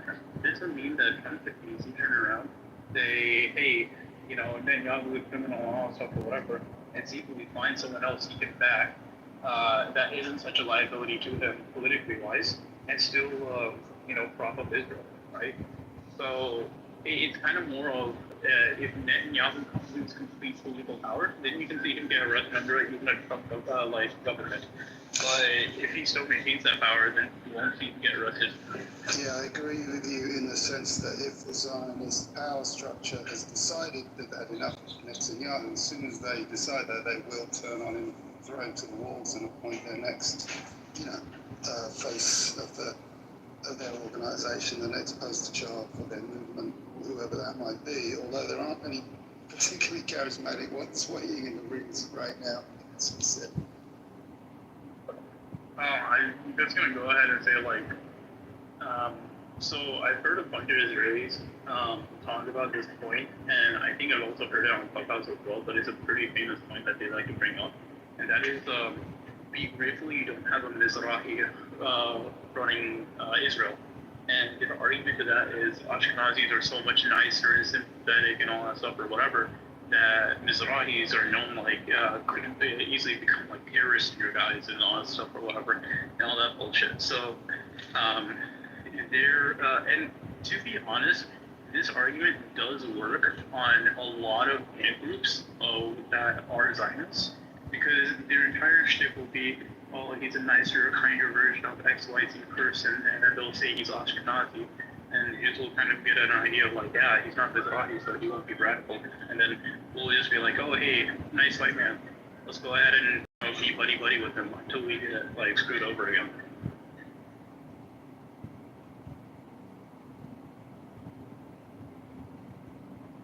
Ehud Barak was Mizrahi, from Iran, right? Yeah, from what I remember, yes.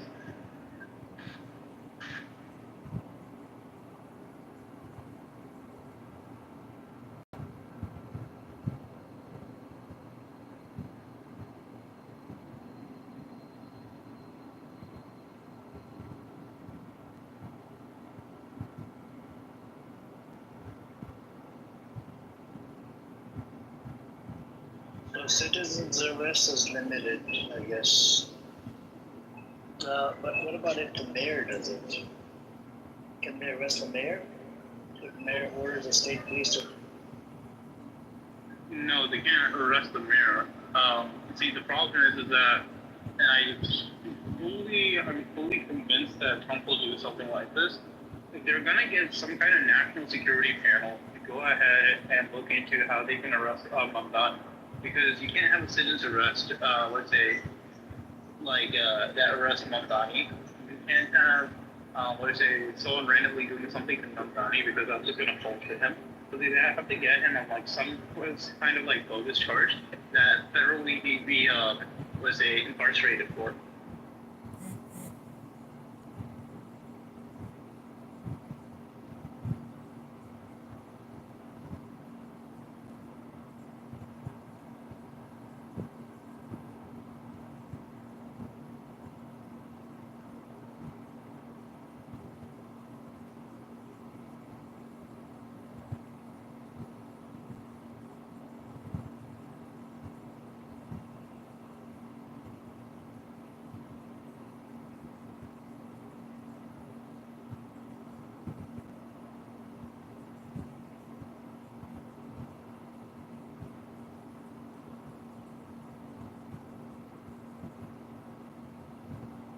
Are you all so quiet?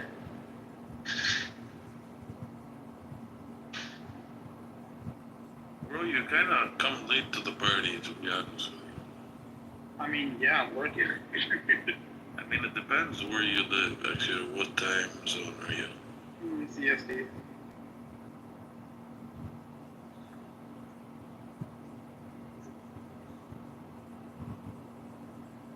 I'm just trying to brainstorm here what we can do. Brainstorm on what? How to get...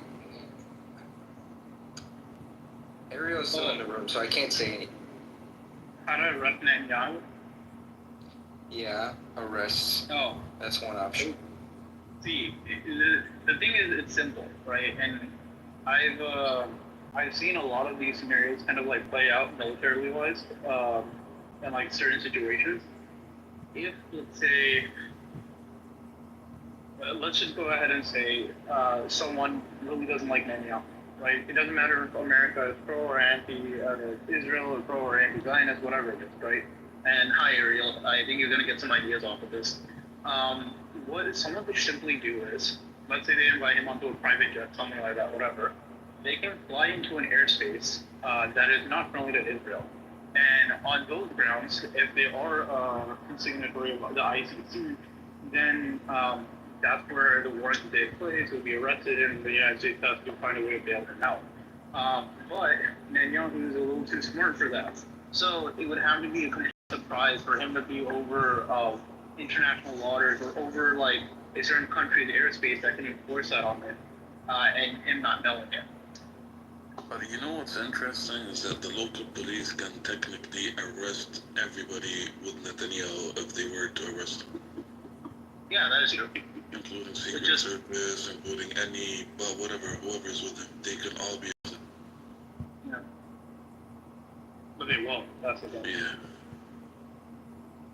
But they may. See, again, They may. Like, it's a political thing.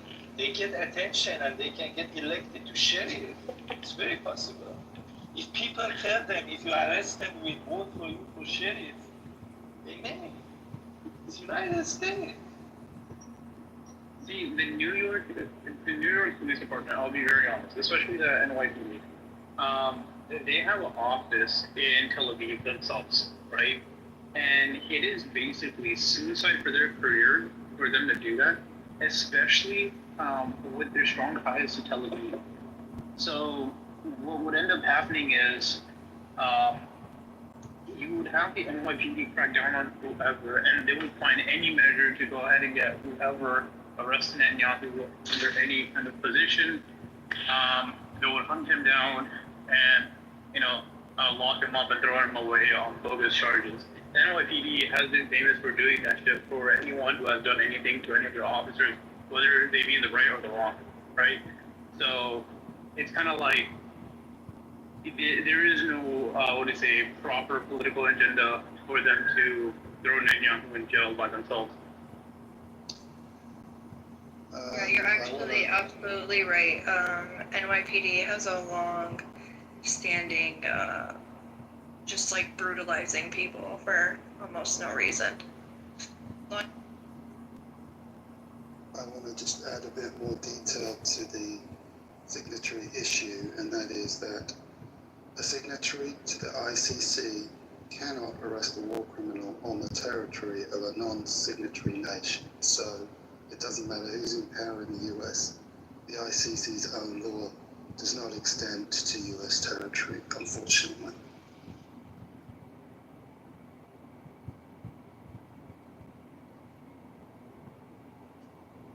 What if a sovereign state decided, that wasn't a signatory, decided to fly him to somewhere where he could get arrested? Is that not a possibility? That sounds like it might be possible, yeah. A form of extradition might be possible, yeah, if that was arranged, yeah. And the other more obvious one is if he was stupid enough to set foot in the wrong country, then they could arrest him if they are a signatory, of course. But he's going to be probably avoiding that. I like Sam's idea. I think it just takes like one hero pilot to land a plane in the wrong country. Yeah, that might work. Imagine that happening.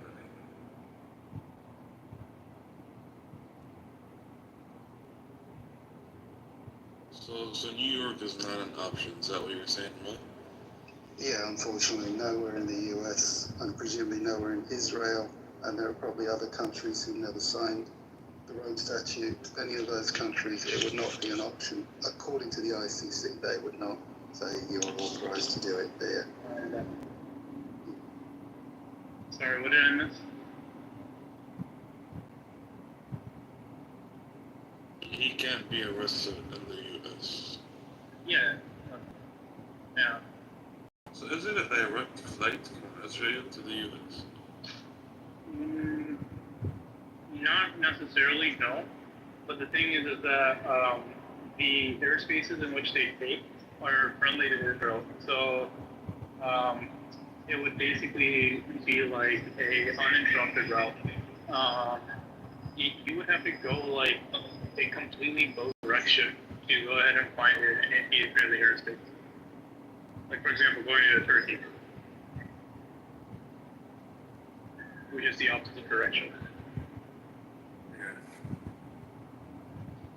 You can go to what is it, Ireland, which they have announced their intentions to arrest Netanyahu if they ever land.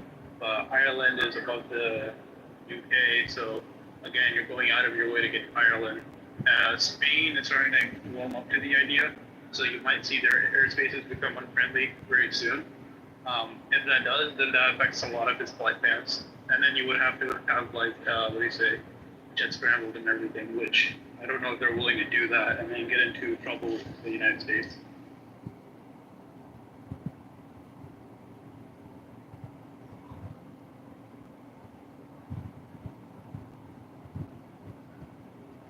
Oh, I also forgot France. If France is actually meaning what they say they're going to do, then yeah, then the airspace is going to be completely compromised and they have to go a roundabout way to get to US. So when you say that, like, does that mean that if his plane even just enters the airspace, they can arrest him? Or does he technically have to land? No. Once you enter the airspace, what ends up happening is the country will know who that airplane is like for.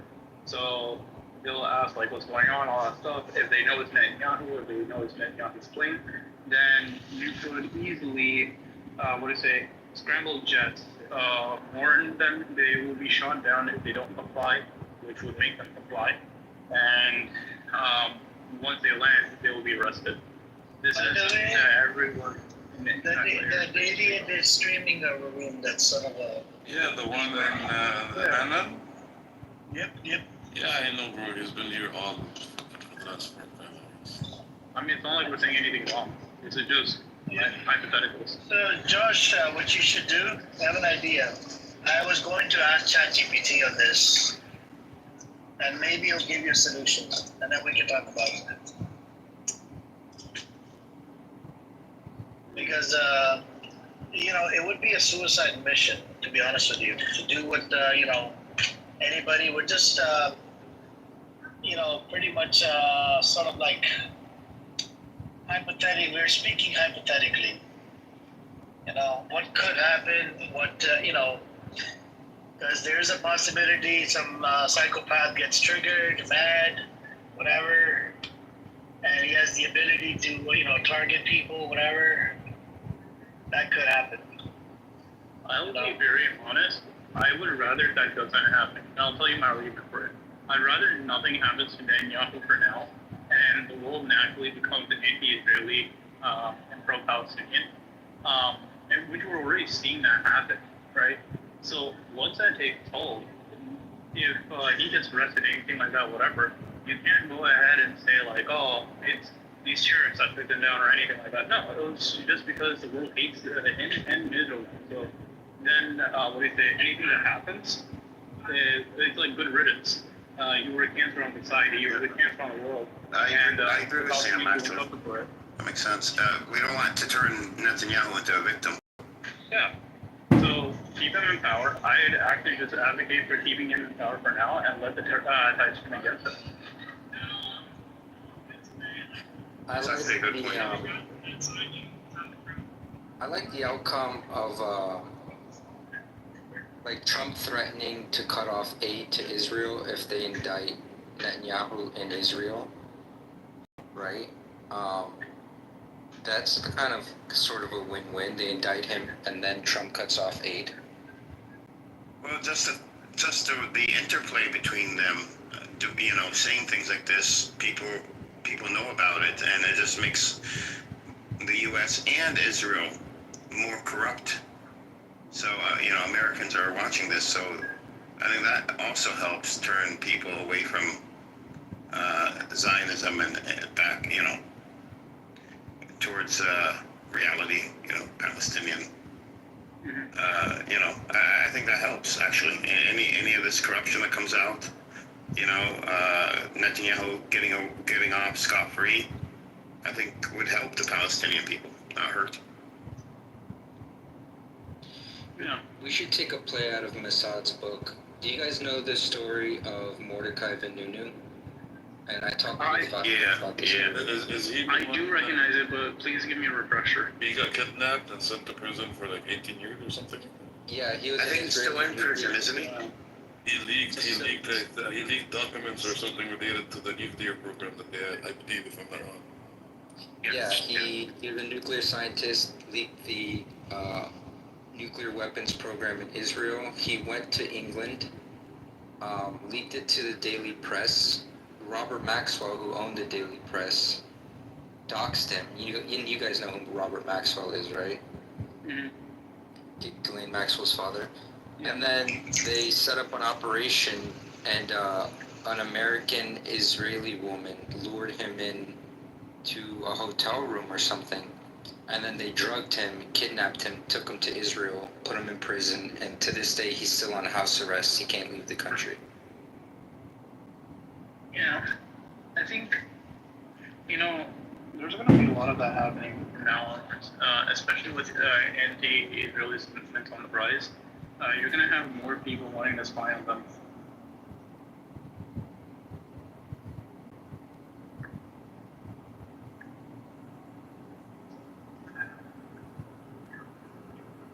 Who knows? So maybe be commended as a hero later on in history for what he did.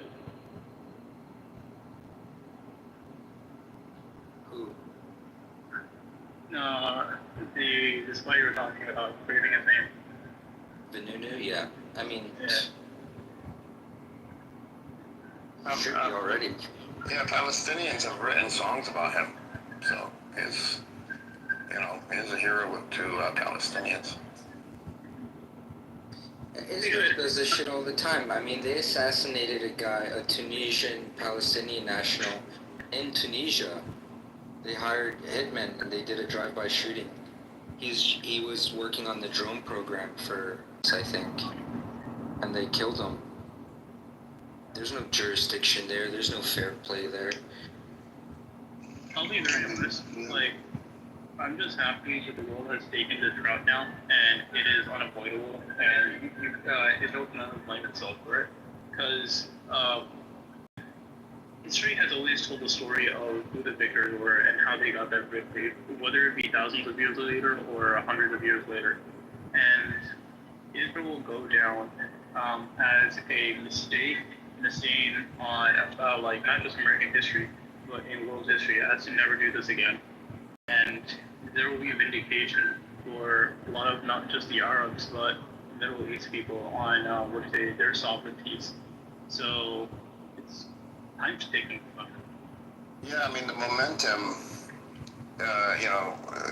is so strong now that I don't think you could stop the momentum. No. It's just too strong. It's just too.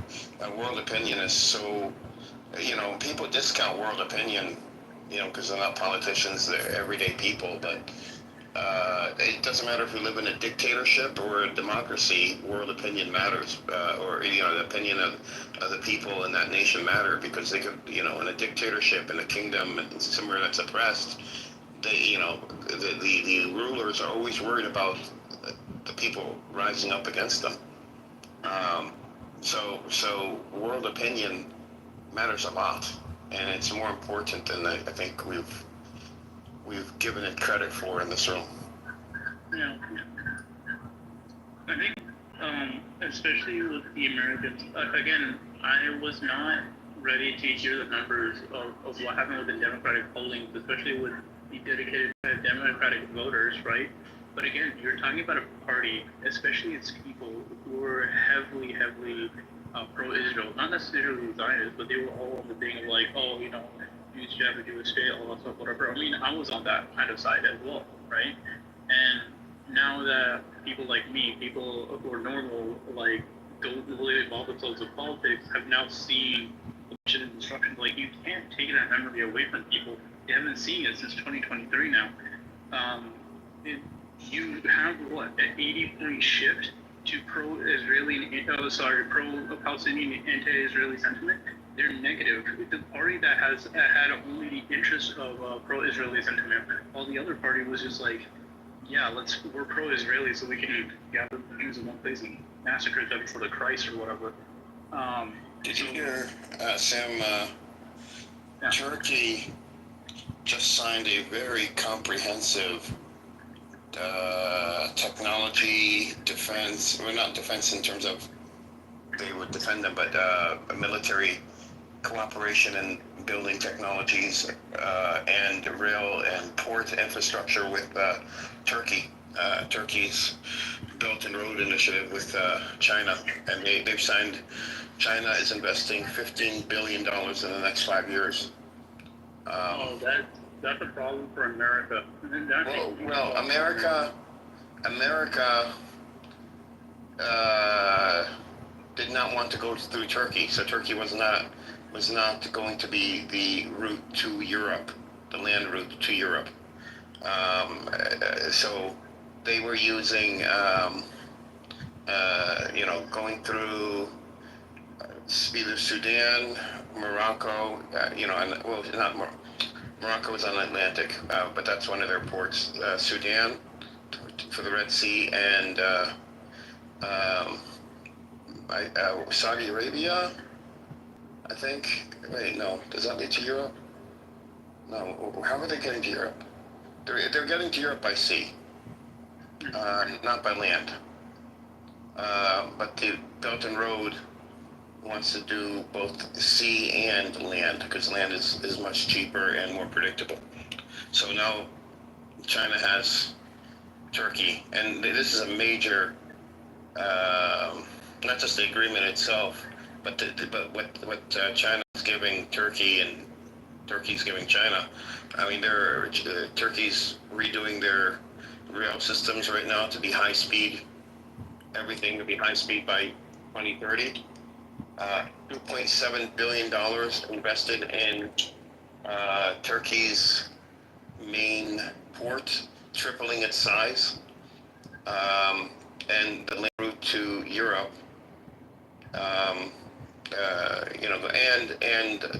There's going to be military military technology being shared back and forth between both countries, and China's setting up Huawei and a couple other major companies for microchips. I don't know if they're going to be fabricating there or doing final assembly or something, including all this new technology that they're investing, or putting into the consumer market in Turkey. So it's a huge package. It's one of the largest. So that's a really interesting echo here. Yeah. But somebody else was going to say something. Oh no, I was just going to say this is going to be very costly for the United States. This is a major blow for them, because militarily wise, if you give China that kind of access, right, then essentially you've cut off a lot of American interests within the European region, and you're going to open it up to more Chinese influence. That is going to have everlasting blows for the next decade or two, once it's fully complete. Yeah. It's that. So this is my thesis I've been ranting on about in this room forever, which is fundamentally everything's being driven by West versus China containment. And the British have been talking about this since the mid-90s. Forget about the Middle East, that's a sideshow. The big objective is to contain China. And the US and UK have been building towards military confrontation with China ever since then, or presumably before that. And it's all going to come to a head, and it is now coming to a head as China becomes so universally, dominant in the economic sphere. And as you say, this Belt and Road Initiative is a direct threat to the Western hegemony, and the Americans are pressuring European companies not to business with China. And it's funny that the head of the European Union just recently said, finally has sort of said they're going to turn away from the US towards China. Of course, got the Americans all this stuff, culinary evil and all that. And I wanted to make an interesting point that there are some historians who believe that the main trigger for World War I, despite all the narrative we've been told about some random person getting assassinated, the Archduke, whatever, it was ultimately about British imperialism because the Germans and Turks were about to build a massive railway system across Eurasia, and in a very similar way, it was their East meets West project, and as Germany was a rising industrial power, rising so fast, the British saw this absolute threat to their power, and the British have always sought to undermine what they call old Europe. This is Germany and Russia, they're old rivals, and now increasingly it's China as the new rival, which it was before, because the British colonized and subdued China before, and they're not going to succeed this time around. The cycle is turning. It's the 100 or 80-year cycle as the Anglo-American Empire declines, and the Chinese influence is going to dominate, and the West is doing everything in its power to either stop or delay that happening, which is partly why, well, exclusively why they're arming so many Asian nations against China. We've managed to rearm Japan, we're arming South Korea, the Philippines, we send nuclear bombers to the Philippines. We are gearing up to try and take down China, which hopefully won't come to that, but that's a massive agenda that's going on right now. So I just wanted to clarify for the Middle Eastern Economic Corridor, which is basically, to me, the Abraham Accords masked. It's running through UAE ports from India to the UAE, then to Saudi Arabia, then through Syria to Jordan to Israel, and then from Israel by sea to Greece to get into Europe. That's the American Silk Road. Well, that's one route, yeah, but the other traditional route is on the other side, right? The Suez. That's why the British. No, everybody's trying to avoid that. That's the traditional route, but this is both trade routes are purposely avoiding the Suez Canal because it's so congested. The problem with the UAE, well, and it's also prone to it's vulnerable to attack. It's also vulnerable to political instability. So both sides want to. So China, they're both, but the UAE though has been known and and has been resented for many years because their port, what is it, Jebel Ali, I think it's called, which is a very sophisticated port, has been for many years, for two decades at least. That takes in a lot of the goods into the Middle East is very, very expensive. Some people have called it extortionary pricing. And this is the so what I'm trying to say is the Chinese route ends up bringing products and products, to consumers in the Middle East, from China to Africa, to Europe, cheaper, just by not going through the UAE with their exorbitant prices. Yeah, that makes sense. And as you probably know, the Belt and Road Initiative is multiple routes all over Eurasia to Africa.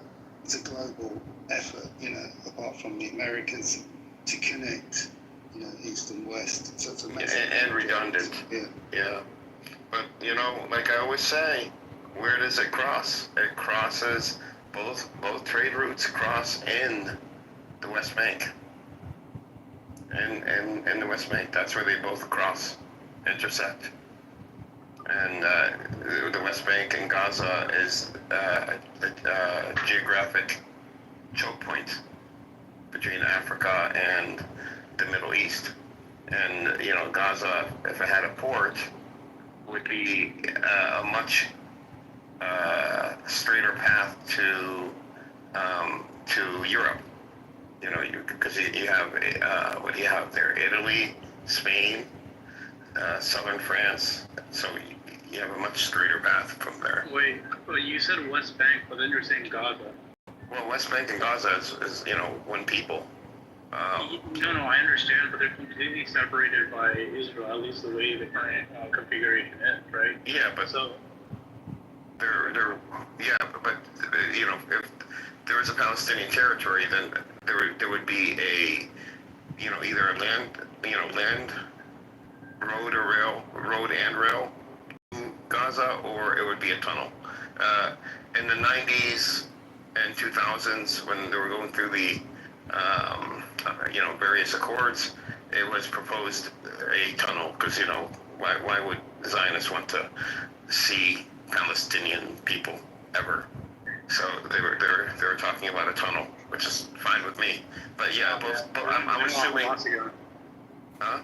They're going to blame Hamas for building tunnels again. They might hire them. I mean, they've already proven, that they can do a really good job, so they might hire them.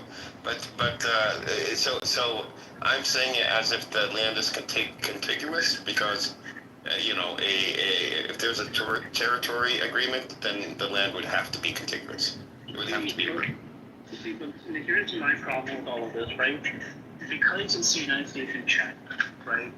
Especially when it comes to China. Like, I specifically don't like China's foreign policy, especially when it pertains to Israel, solely for the fact that they like playing this stupid game of, like, we hate Israel outwardly, but then they do backroom deals with them, right? So, this either will be a move to consolidate power for Israel and make an argument to make Israel whole and get rid of the Palestinian territories, or if China is smart and they want to use political shifts and tides, which they have done in the past, they could argue for Palestine. But again, So Israel. So I know what you're saying, but two things. One, the U.S. So Israel invested money in the Haifa port years ago, and the U.S. Squeezed China out, so China doesn't have influence over that port that they invested money in. China does not want Israel in their trade line, in their BRI, because Israel is basically America, and they don't want Western influence in their. So that's not going to happen. That's actually never going to happen. That's the opposite of what they would want. So, they would want to go through the West Bank. But here's the thing. The Middle Eastern Economic Corridor also goes through the West Bank. Okay. It also goes through Jordan into the West Bank. That's the only way to get into Israel. So, I think there's a small little area but it's not enough to build. And they haven't built, roads or a rail system or whatever. It's not feasible. Where Israel meets, what's it meet? It meets. Does it meet Syria? I think it meets Syria. But so that's not. It's like a sliver measured in meters, like 50 meters. I don't know how. But their thing is to go through. America is going to go through the bridge, the Jordanian-Israeli, bridge into the West Bank. That's their plan. In my opinion, what I think happened was that when this was exposed to Netanyahu, he went rogue and said, no, let's see if we can take over the entirety of the West Bank and Gaza, because he knew Gaza would be strategically very valuable and economically very valuable because of where it sits. A gateway to, Africa and the resources from Africa coming back through Gaza by rail into the Middle East, into Europe, into Asia. He went rogue, and I don't think the U.S. wanted this to happen because, and this is my reasoning, if the U.S. or Israel, if the U.S., whoever builds a rail system going through the West Bank, okay? Rail systems are very easy to disrupt. All you need is like a Molotov cocktail and one of the, rails, and thrown in one of them, and boom, you're done. You're down for at least a week. At least a week. I mean, we see that here in the U.S., where people put rocks in rails, the grooves, and it warps the grooves where the train glides on, and they have to go in and repair it, and they're down for days. So I don't believe that the U.S., knowing this, the U.S. understood that it would be impossible to occupy the West Bank and Gaza and expect a smooth-running, reliable rail trade route to go through the West Bank. I just cannot imagine the U.S. thinking that, and I don't. I would strongly disagree. I think I mentioned I've got this sort of obsession with the whole thing being driven by the Chinese rivalry, right, with the West, and if anything, it is the acceleration of China's rise that is accelerating all of the violence that's escalating. And if anything, the Israeli land grab and aggression, trying to destroy and redo Gaza, annex West Bank, move into Syria, try to take down regime change Iran. All of this is because they know China is gaining influence in the region, and they have all these plans for the region, and the West is no longer good at building railways and doing infrastructure. Chinese are the masters of it, and the West has gone into a decadent mode of just destroying and preventing progress where they can. So they would rather destabilize and prevent inroads happening from China rather than trying to build. But you're talking about China. I'm saying the West Bank. The U.S. would be using that route to get into Jordan. I understand the point you're making, and I'm saying the West's habits these days are not to build infrastructure in a positive way. They are more inclined to prevent infrastructure, right? Because they want to. But the U.S. needs. So it's not about China. This is the U.S. going in through the West Bank. They need that infrastructure. But you're saying that. Well, whichever way you look at it, to me that accelerates Israeli takeover of the greater Israel. Oh yeah, no, I agree. I agree with that about Israel. Right? I agree with you. But where I disagree with you is that the U.S.